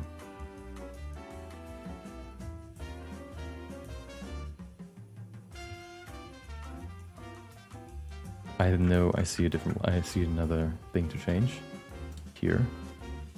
What does it look like? Hold on. This bit.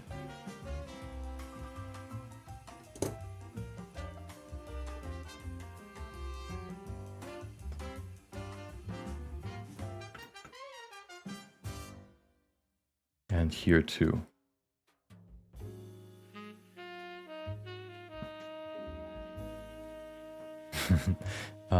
Do we need the shadow? The shadow can probably just go. Screw it, the shadow can go. Who cares about the shadow?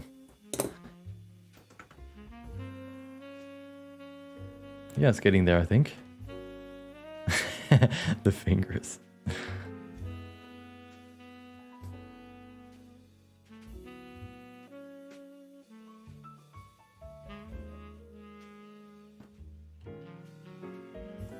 I like it. Let me adjust this one here.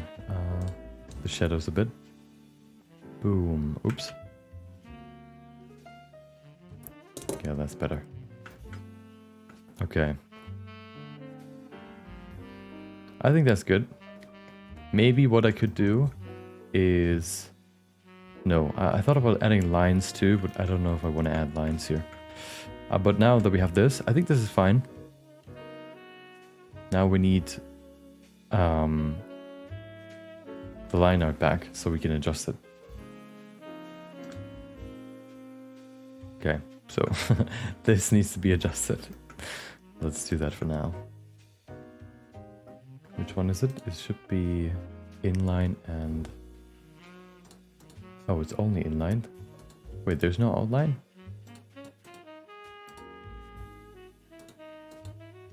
Weird. Oh, probably because of this. God damn it. No, oh, whatever. It still has everything that we need. So we're gonna edit this.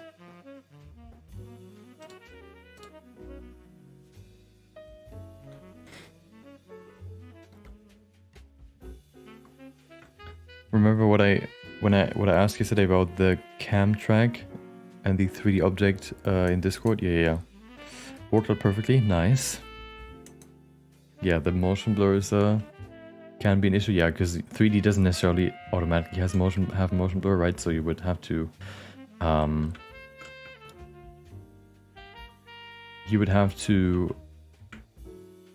add that, like just enable the setting, I guess. But you have to, of course, keep that in mind. So you actually do it. Oh, let me change the delete, the way to delete. Ah, God. Maybe appending is better than linking. I feel like for these things, appending is better than linking. Because for some reason I cannot control Z this, which is really annoying.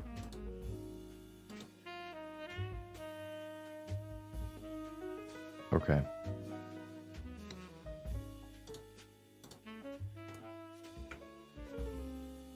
There you go. Let me change it to point. Point is fine. Okay.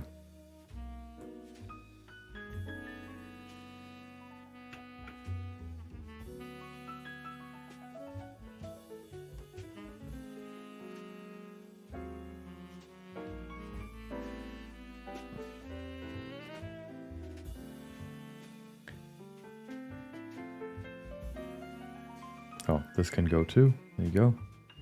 And this can go too. This section here too.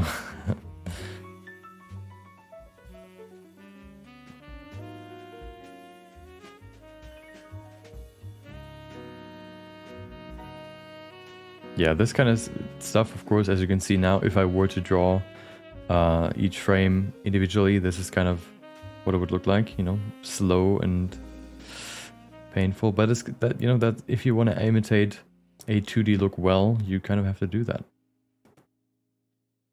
Oh, I should probably also change something. I need to change the where's my controller?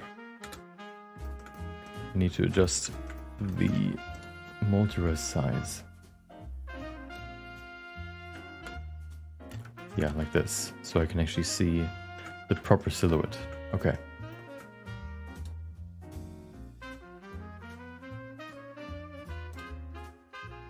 There it is.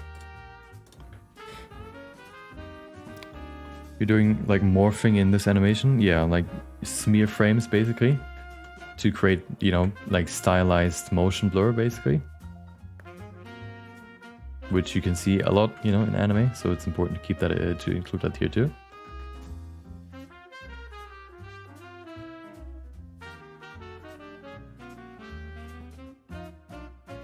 And do I need this?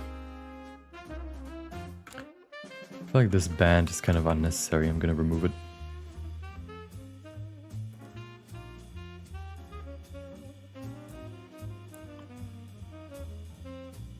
It is not necessary, so let's get rid of it. Okay. Oh, here too.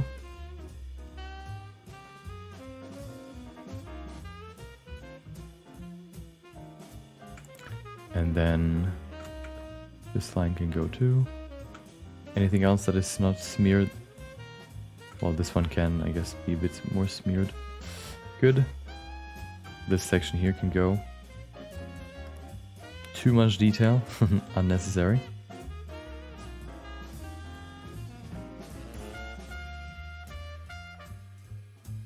Okay. Time to draw.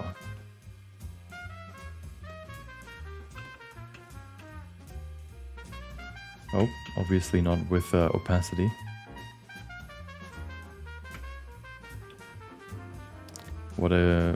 What size would it be?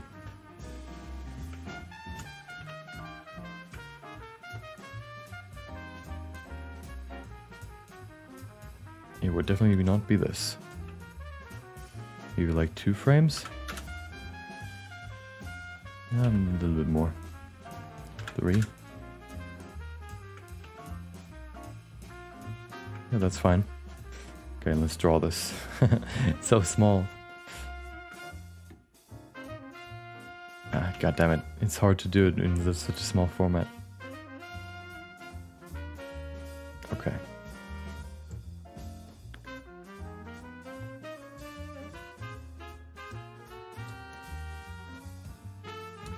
Welcome, Night Dorito. What frame rate are you animating on? This one's currently 30. But I think I actually, now that you say it, I probably want to do 24, right? Because that is probably more accurate to what you would usually see.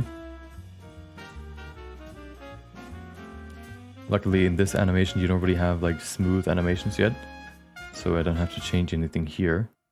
But for the future I probably want to have 24.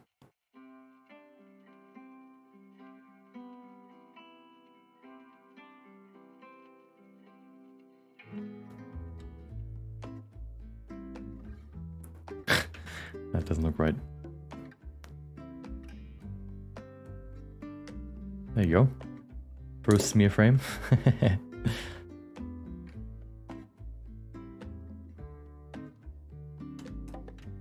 Doesn't look too bad.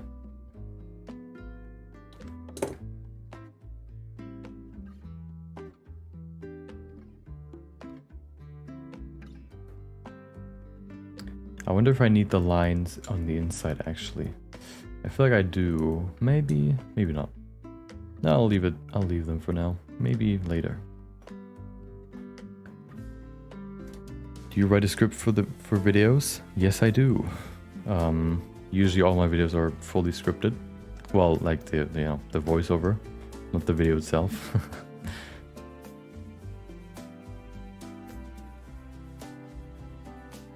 Here it is, the next one.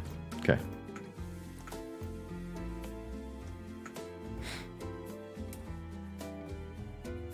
Incorporating grease pens and 3D is kind of tough. Yeah, it's a bit finicky. I probably also don't have the perfect workflow yet,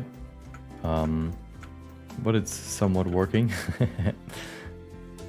I think I also just need to get more comfortable with it and, you know, do it more, and then I should be quicker and more efficient. Okay. Let me... What am I looking for? Oh. I want to remove the line art so I can do more overpainting. Good, let's go.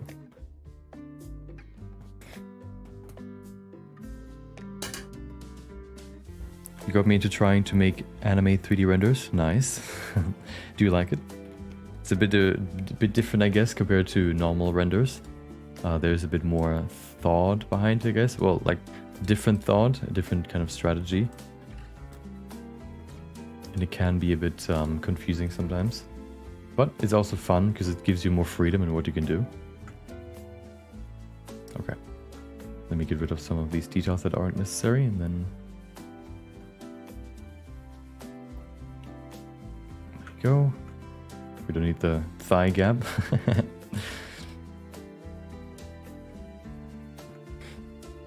Yes, I like it, but I made a new enemy, line art. Yeah, line art is can be very finicky. It can be very, very finicky.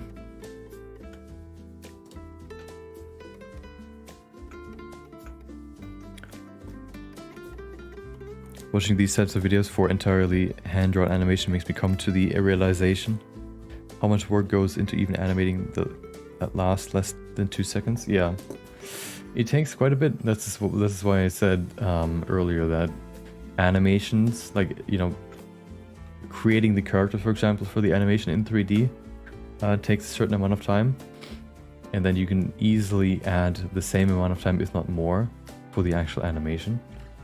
Of course, depending on how long it is and stuff. Okay, this is going to be a long smear. Gonna be a weird smear too. Something, no. Who cares? Who cares? Do I care? I don't know if I care.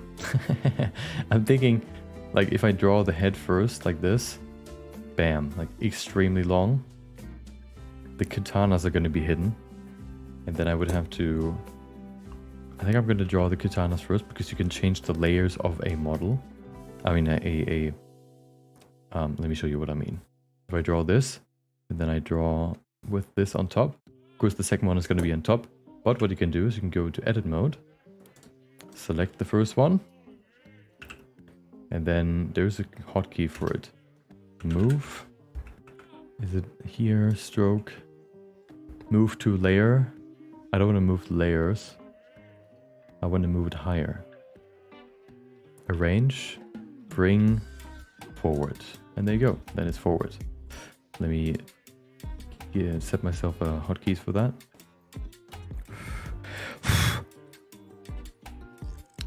Arrange, which one? Bring forward.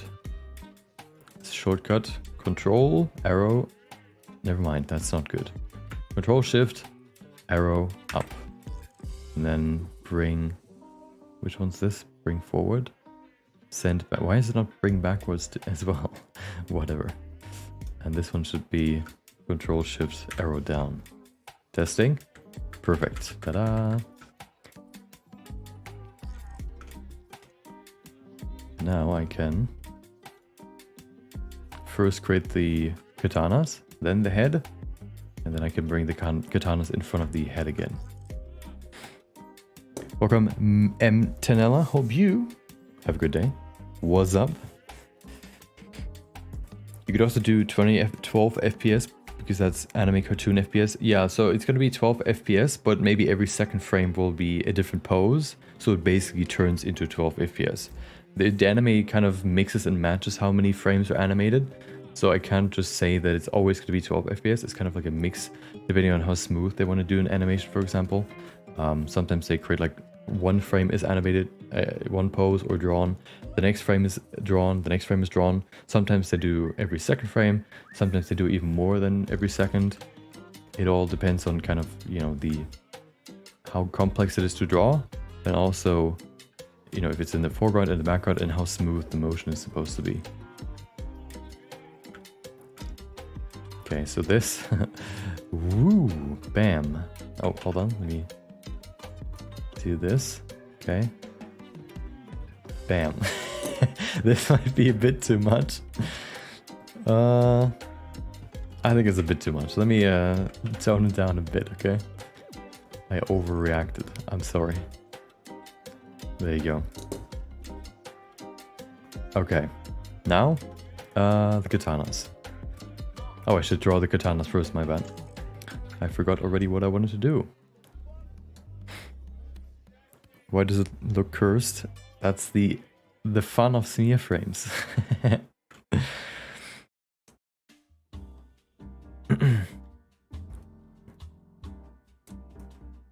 Whenever we're getting moonwalking Deadpool, not during this animation, maybe at some point. What do we need? Oh right, we need the black first. This one. So the katana moved quite far. Look at this. Bam, bam. Oh god. Okay. So these are going to be long.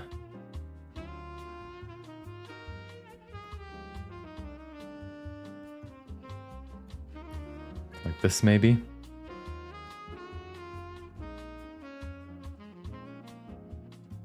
This looks weird. No, that's a bit too big.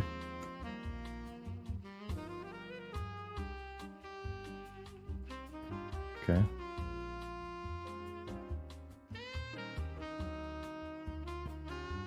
And then we need the gray too. Oops. I think with this one we can be a bit more expressive with these smear frames, as I said before.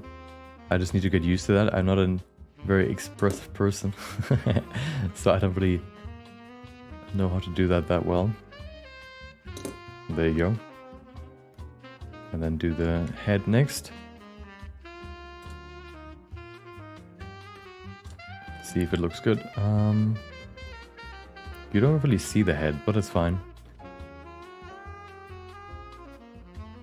There you go. Go down here.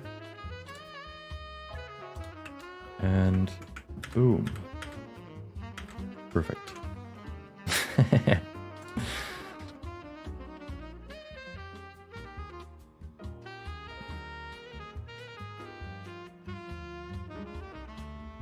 Next, the arm. The arm's actually pretty good already. Maybe I can change the shoulder pad here, the gray part.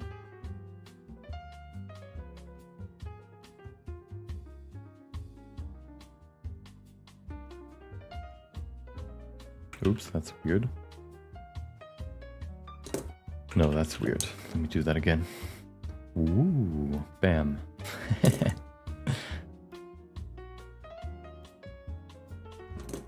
Actually, what if we sharpen this even more? Maybe even add some wobbliness to it.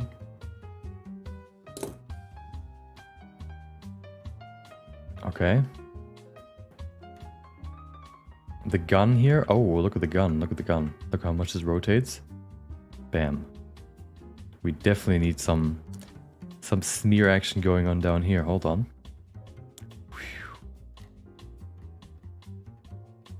Okay. And then for the gun the same. Do I have a gun highlight thing? I don't, but a room light should be enough. Yeah, works perfectly. Look at that. Ooh. Perfect. Oh, I just remembered. This shouldn't be in this direction. It should be in the other direction, right? The lines. Let me fix that real quick. I'm just gonna do this. Okay. Welcome, Minnie the Kid. Hope you have a good day. I think I remember your name. From 2 years ago or so. I made a basic GeoNode setup that turns grease pencil to mesh for hand animated liquid effects. It was worth it, but I wonder if there's a script for keyframing object visibility for a whole collection. Yes. Like just visibility. You should be able to do that if you just go here, select the collection, and then go to collection settings. You can disable and render. Of course, I can't do that right now because it's... Oh, I can do it here. There you go. I think that does that. It basically just, you know, the camera icon. Let me show you what it does. Look at the collection right here. You see the icon, right? And then ta-da! It goes on and off. All the things that you see here, all the icons, except maybe for this one, I don't know where this one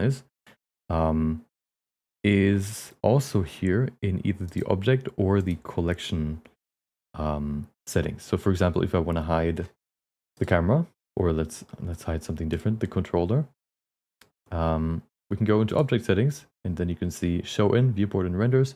And if you can keyframe these things, but for some reason you can't keyframe these icons up here.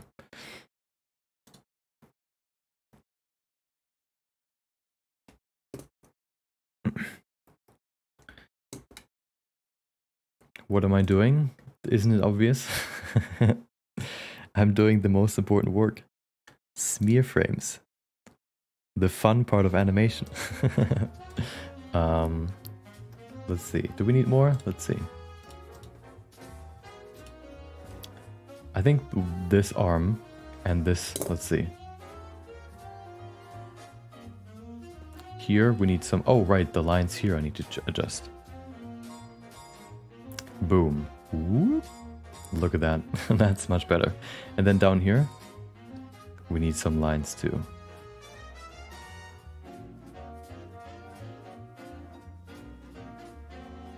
There you go. Maybe sideways more.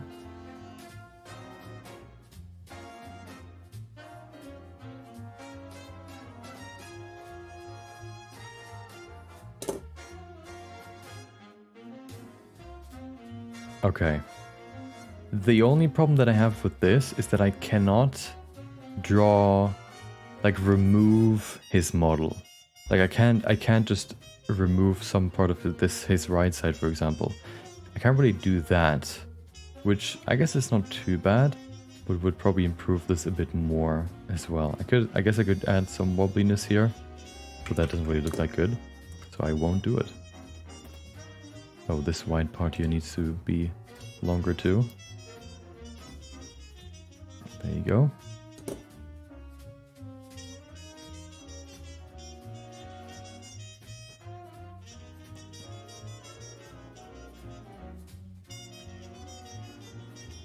His hand can also change a bit. Yes, hold on. His left hand, because I haven't really touched that yet. Look at this. Ooh.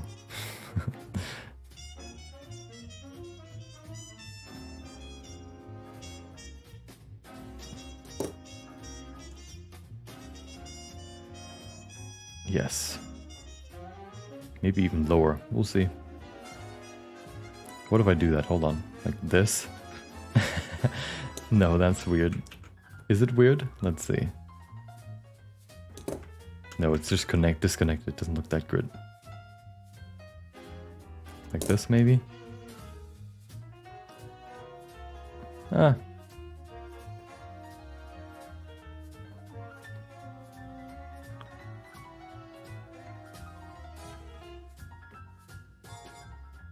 I think I need to add the fingers too.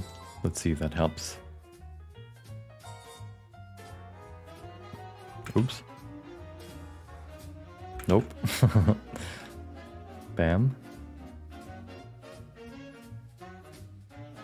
Okay, and then the hand probably too. Hold on. I mean the arm. Like this. It's not that great, but it's a smear frame, so it's not that visible anyway. We can have fun with these. Is that enough? Is there anything missing? Maybe here in the middle, this looks kind of weird. I'll just make it full on black. There you go. Welcome. Oh. I always have a problem with outlines, basically legs. Could I ask you after the stream about it? I mean text. Yeah. Yeah, you can post it in the question channel, and then if I see it, I can respond. Or if somebody else, you know, has an answer. Let me actually simplify the middle here. I'm gonna just do this for a second. And then add just like a... There you go. Perfect.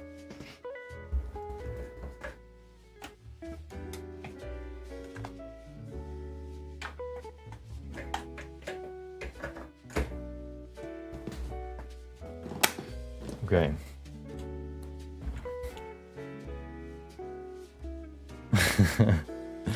I think that is fine. The swords look a bit weird. Oh, I know why. It's hard to explain. Basically, the swords... So, smear frames are basically like the in-between of frames, right? And what you're trying to do is create... put it in the middle of both frames.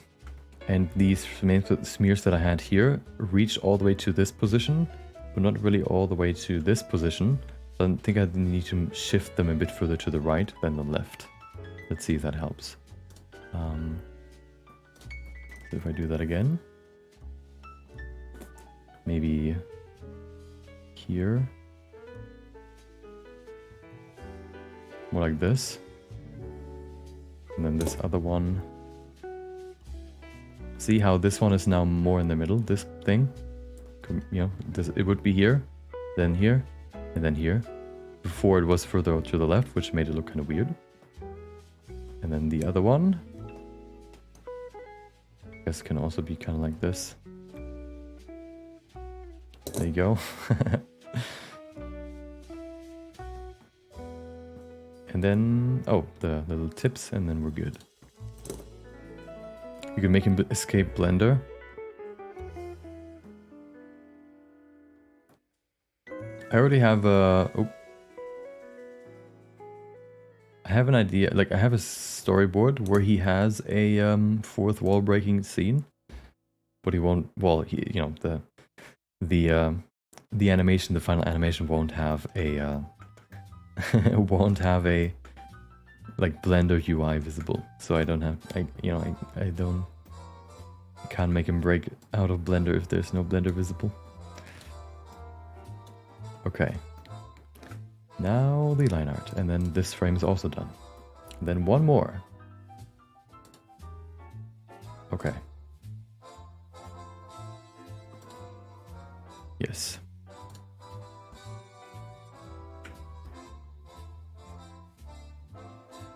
I feel like these ones are easier to just draw manually. If I just delete the whole keyframe and then just draw over it again. Let me just delete everything and then, yeah, draw it again. Rather than trying to keep the ones that already look good and then just go from there, I'll just draw it manually. There you go. First of all, legs.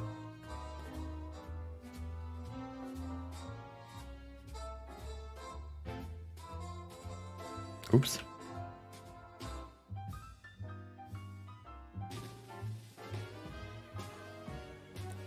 First the outline, because it's easiest.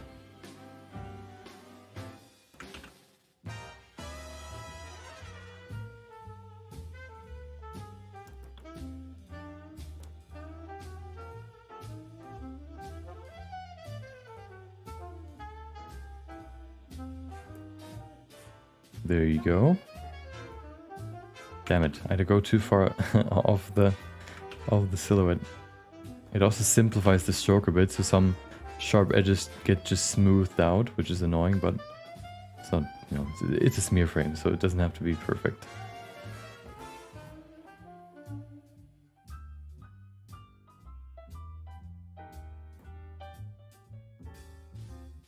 There you go.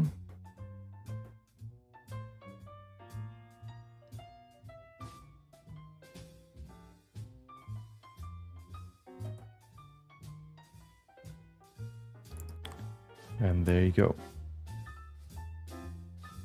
Perfect. Checking, let's see. Did. I think that's fine. Previous one, well. Yeah, there you go. One more smear frame. And then this part is done. Well, except for Wolverine, but his thing shouldn't be that hot either. There he is.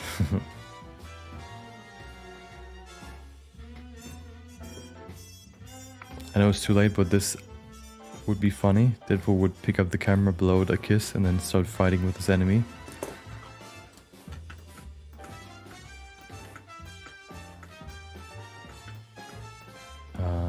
Oh, right. Line art's gone. Let's adjust them. Yeah, I had like a whole list of things that I could have done. You know, like an idea list, and then I tried to fit, you know, as many as I could into the actual script when I wrote it. Wait, oh. And unfortunately a lot of them couldn't be, you know, included, but I tried to include as many as I could.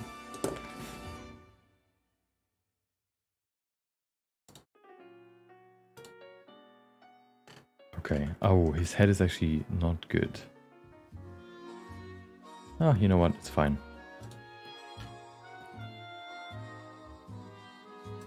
Let's see how much we can smear this, okay?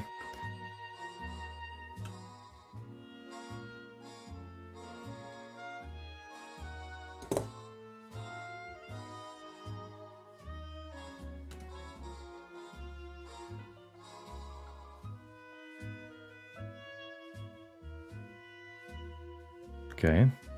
I feel like I want to keep them actually simpler. It's like this maybe. And then have the highlight. Nope. I once again did the wobbly thing.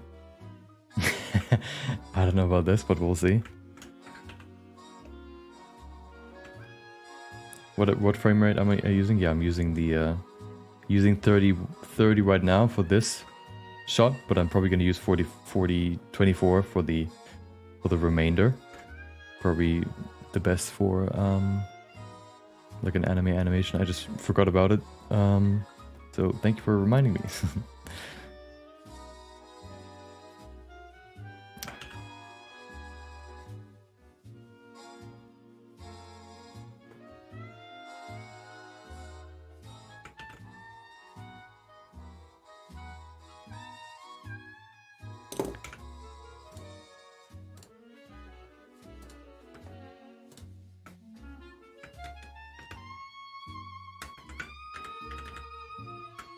There you go.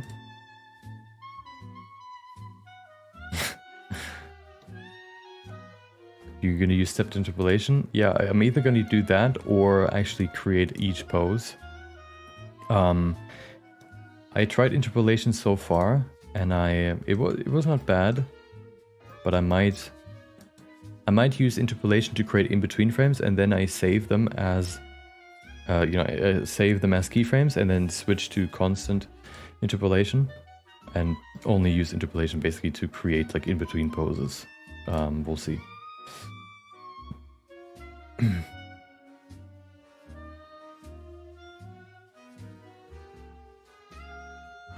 Okay. Hands pretty easy. Actually, is it easy? Yes, it is.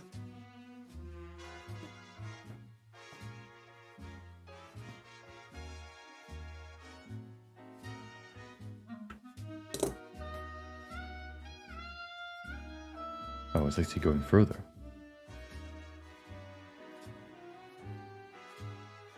There you go. That might be a bit too far. Actually, is it? No, it's fine. It is fine.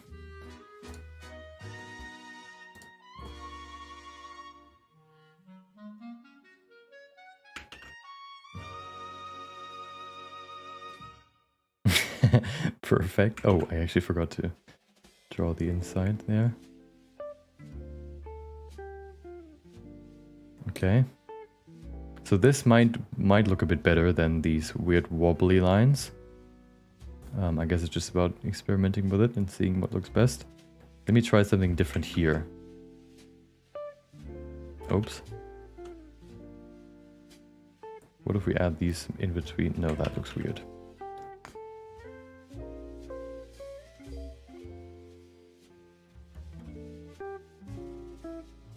Okay.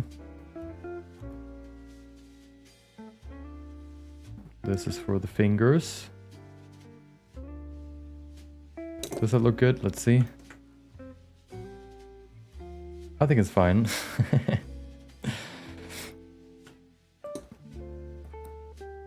You just go to make Deadpool look like a melted ice cream? Well, that's the magic of smear frames.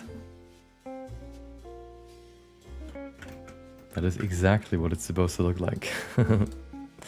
Melt him down.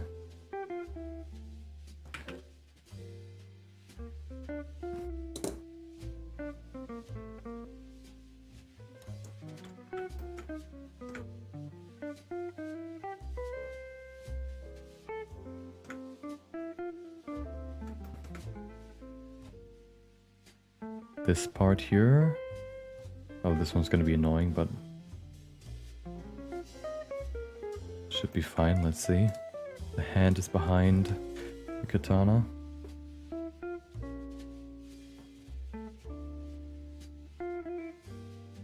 Like this.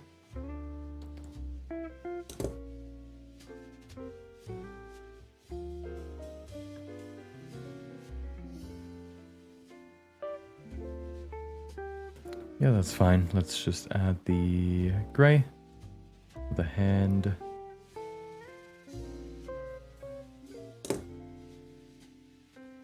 Oh, I also need to do it here. There you go, to add the arm, the smear forward too. Because the smear is something in before and after. Including before and after. There you go.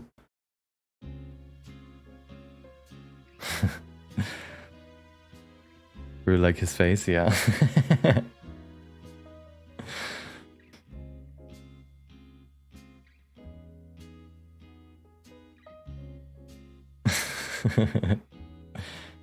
I think that's actually it. There's not too much more like moving in big motions. Maybe, oh, maybe his katana again. And then that's like the biggest things that move. Yeah, his katana moves too.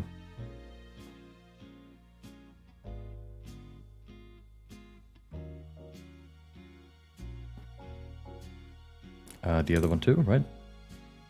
Yes.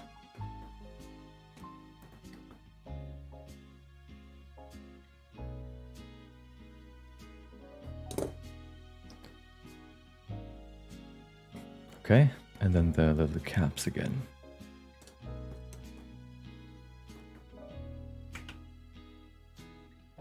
It's gonna be interesting doing this for more dynamic scenes or for more extreme scenes. Seeing how it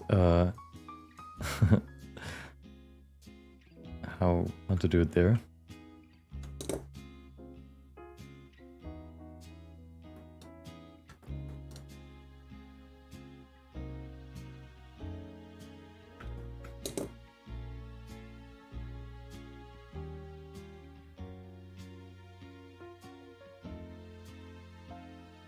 Maybe we can do some here too. Whoop. Actually, that's kind of weird. Is it weird? Yeah, it's weird. Are you just drawing smears in grease pencil or every frame? Yeah, this is a grease pencil, and only in those, like, in between frames. For this one, for example, he only really moves in, like, one frame, like this. And then here too. And I'm basically just drawing like one frame from one pose to the next, and adding some smearing in between. Drawing, basically, drawing over it. So if you see in the 3D viewport, he looks normal, and all I do is basically have like a little grease pencil thing right in front of the camera so that it's sitting on top of Deadpool.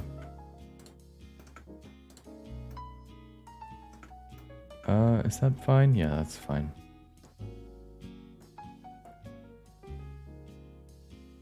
Okay, time for the line art.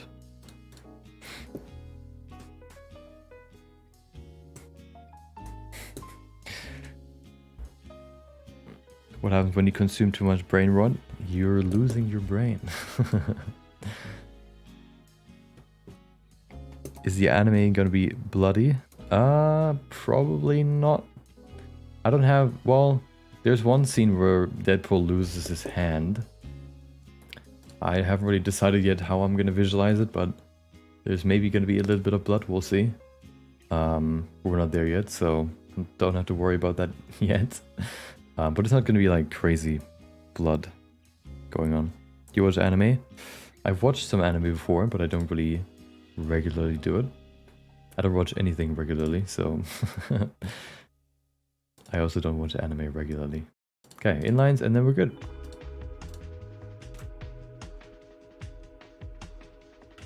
I just realized something. Once I know what size the radius should be, I can zoom in to draw the lines better. Because the lines are going to change size anyway.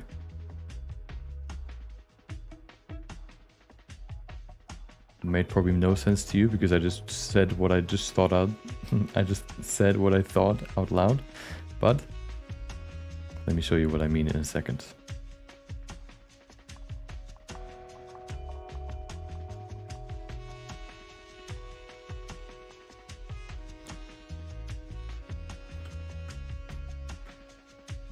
This is going to be a real anime. I'm trying to make it look like an anime. It's not a whole series or anything. It's just gonna be one, I don't know how long, like 2.5 minutes animation. Nothing crazy. So if I draw, so the line thickness is dependent on how close you are to the line, which means that to see what it will look like in the final result, I would have to be kind of this far away. But of course, if I'm this far away, it's hard to draw like right on the lines because it's so small. But I actually can just zoom in because the only thing that the zooming in changes is how thick the lines are. But what matters to me right now is, you know, that I place the lines on the silhouette. Although, actually, I think it's still better if I stayed back here, because then I can't be bogged down or, you know, I can't focus on any details that, you know, I would see if I zoom in more. So I'm actually going to stay back here. I'm just going to draw this like that rather than going in, because that would, you know, that make sure that I don't spend time wasting, or that I don't waste any time drawing over or contouring something that is actually not there in the final result that you just can't see.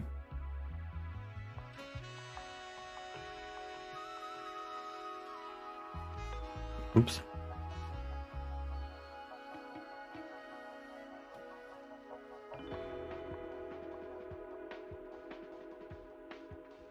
Oh, Jesus. I'm just gonna not draw over his eyes. Oops. It's really hard to draw this small. Maybe here a display tablet would actually be better than a non-display tablet, because you can actually see where you're drawing, but I don't have that set up and I don't want to set it up, so I will stick to this. And once again, it is a smear frame, so it doesn't have to be perfect. Not even remotely.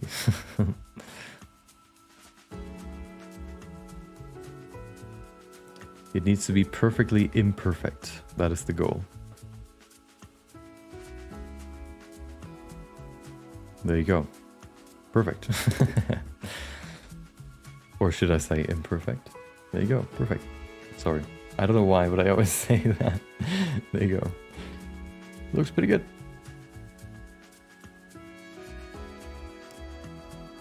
Maybe I should add the pocket here too. And there you go.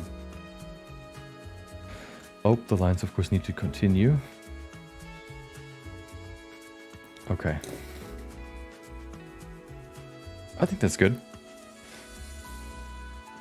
Can I ask who or where you learned this workflow from? Practice or just doing it myself. I don't really know if there are any good like overall like how to create animations workflows out there. The only person that I know that does that publicly, like shares their work about creating stuff like this publicly, is Dylan Goo with Goo Studios, where they share kind of behind the scenes stuff on Twitter and or YouTube sometimes. But most of this I just through multiple projects I kind of learned what works well, what doesn't work, and kind of landed on this workflow at this point. And maybe it'll change in the future, but so far, it's the best way that I found to do this. Okay, yeah, so the last thing missing in this scene, basically, is... Let me see if I can actually play it. Nope, it's too laggy. Is that Wolverine? I might actually just hide Wolverine and create like a smear frame for him too without even showing his full body. But I'll figure that out in a second. Yeah, but at least Deadpool is there. We have added, we've created the first scene with the smear frames. I actually like this smear frame probably the most. Yeah, the next scene is gonna be Deadpool realizing that, Wolverine landed. Looking over, basically. Like a close-up face shot. So no frames, no smear frames there, but that's fine. Let me save this. It's interesting. Yeah, it took a while to figure out like the best ways to do, but I think at this point I have a pretty good workflow. I like gore. Yeah, I mean, sometimes gore can work. It depends on what kind of style you're going for. If for this, maybe not as good as good, but yeah, we'll figure it out. Let people decide. I think that would. I think I need to think about how I would fit it into the style. It's more about experimentation. I'm not sure which one I like, so I guess we can do that live. There's so many ways of doing anime style, so it's usually just what works for what you want to do. Yeah. My style that I'm kind of going for is also different than what Dylan Goo or Goo Studios goes for example. Let me show you what they do. They kind of do they kind of accept 3D a bit more. So they basically just poured, that scene, if anybody has watched Jimmy Neutron or Fairly Odd Parents, the crossover episodes where the Fairly Odd Parents like 2D style characters get turned 3D into the style from Jimmy Neutron, and then the other way around. They basically what they do rather is they animate or they move anime over to 3D rather than trying to turn 3D over and make it look 2D. So here, for example, it's more, it looks obviously 3D, but that is kind of the style that they're going for. Like here, they're just trying to kind of imitate, 3D, I mean 2D in 3D, rather than trying to turn 3D into 2D. Like, here, for example, like super smooth animations, but still having like the line art, for example, or like using interpolation. The shadows, of course, are not like 100% how you would draw them, of course, because, shadows, you can adjust them by normal editing, but it's still not going to be perfect every time. Yeah, there's no what do you call it, stepped interpolation, so every frame, of course, has like a different, let me actually check that. Yeah, you can see each frame has a different, each frame is unique Whereas in anime, for example, you would have only every second frame, for example, drawn, and all these kind of stuff. Like also like digital effects and stuff they use quite a lot. So it's more like an imported style rather than a recreation, I guess. Another style that is a bit different is the one that I use as reference, Promara. They, I think, also use 3D in their anime. I think it's fairly obvious that they do, but they do it in a way that it looks 2D. So if you look at this, for example, hell yeah, some sails, cool. Yeah, like this scene, for example, looks fairly 3D with like the camera movement and stuff. But you can see here, like the characters, for example, this frame is the same as this one, and then the previous one, another frame, the same one. So this one is always animated on 2s, for example, this character. But you can see the background, for example, which is a 3D background, it looks like, is actually animated on 1s. See how this moves for every frame? Well, the character moves on every second frame. So they, for example, use 3D probably for their robots too, because they're so complex. And this looks also pretty 3D, like, you know, the zoom out. And then I think one big scene where you can see that quite well is it here? Here it is. Let's see if it's actually in this trailer or not. Probably not. I think for a lot of the VFX they do this. I think this is also 3D, just, you know, very stylized. And then here, this shot, for example, I think he, for example, right here is also 3D, but he looks more 2D because they kind of try to blend it in more with the 2D elements. Oh, yeah, this, you probably wouldn't draw that. Yeah, see, every frame is once again animated, so not stepped interpolated. Yeah, so, you know, you can use 3D to imitate 2D, I guess, in different ways.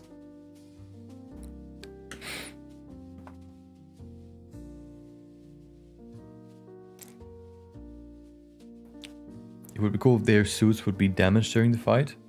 Yeah, there's some things that I thought about. Maybe that happens, we'll see. But that would probably only be by like overpainting, like damage onto it, rather than changing the actual texture. But we'll see if I do that.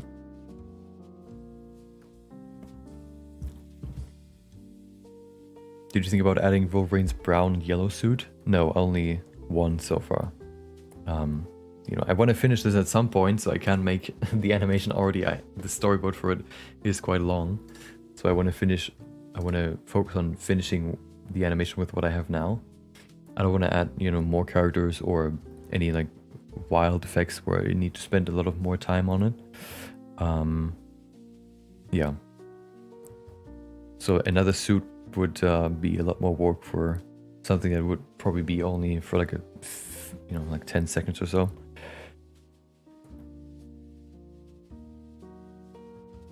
What if we turn off shadows and paint it semi-transparent black color? You mean hand painting all the shadows? I think that is a bit unnecessary. I think it's easier to just use the generated shadows as a base and then just adjust them so they look more hand painted. This way you can, sometimes the shadows look fine, and then, you probably like 60% of the frames you don't need to adjust. And if you draw them all by hand, you would also have to draw all the 60% you wouldn't have to adjust, where they would be auto-generated. So I think that is kind of the best way that I've found so far. Make him escape Blender. I can't. He has to do that himself. He is Deadpool, not me. He can break the fourth wall. Yeah, okay, so, but unfortunately it is time to go. I will finish this scene, I'll probably work on the next one as well, now that we finally have set up all the scenes and all the presets and stuff. We can now go into full production mode and get through these scenes. So I'm gonna continue working on this. You're gonna see more done tomorrow, of course. Once again, 10 p.m. UTC. Wait, is that right? I think 10 p.m. UTC. Next stream. So 4 hours. Remove, go 4 hours back. That's when I started today, and that's when I start tomorrow. And yeah, we're gonna continue this with a new scene. And of course I can then also show you what this final looked like. And maybe in the next one final, we'll see how far I go. And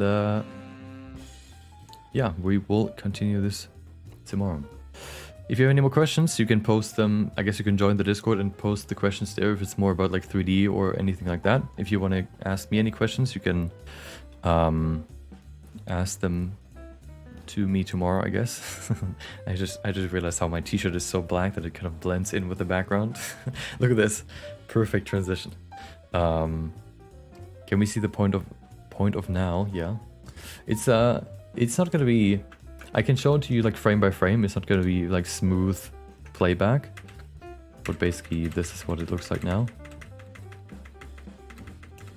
He's kind of looking around. The first scene is kind of just introducing both characters.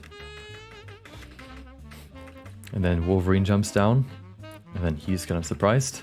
And then the next scene is going to be him, realizing it, turning it around, kind of in a close face shot. And then the next one is going to be a bit further away. Him seeing Wolverine, maybe a close-up of Wolverine's face, then a close-up of Deadpool, and then him waving or something. And then the fight begins soon after. The coolest scene is probably going to be this one, where Wolverine does his first attack, doing like this zigzag forward lunge. This one is going to be cool, because this one's going to be like a lot of VFX and stuff. But we're not there yet. We're going to get there at some point, okay? Maybe tomorrow, probably not. Maybe on Friday. We will see. But we have a few more fun things, like fun other scenes before that.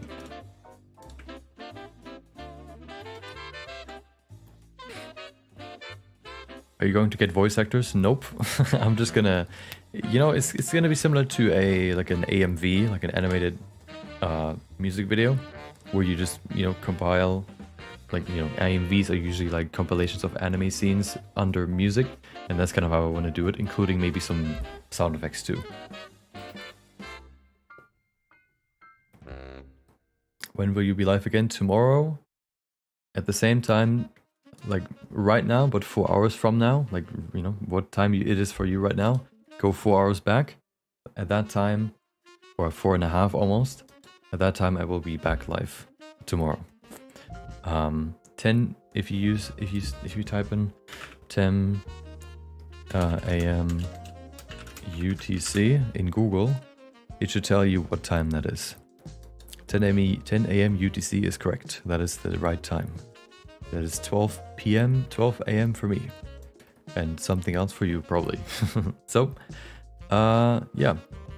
If you want to join, tomorrow, you know when it starts.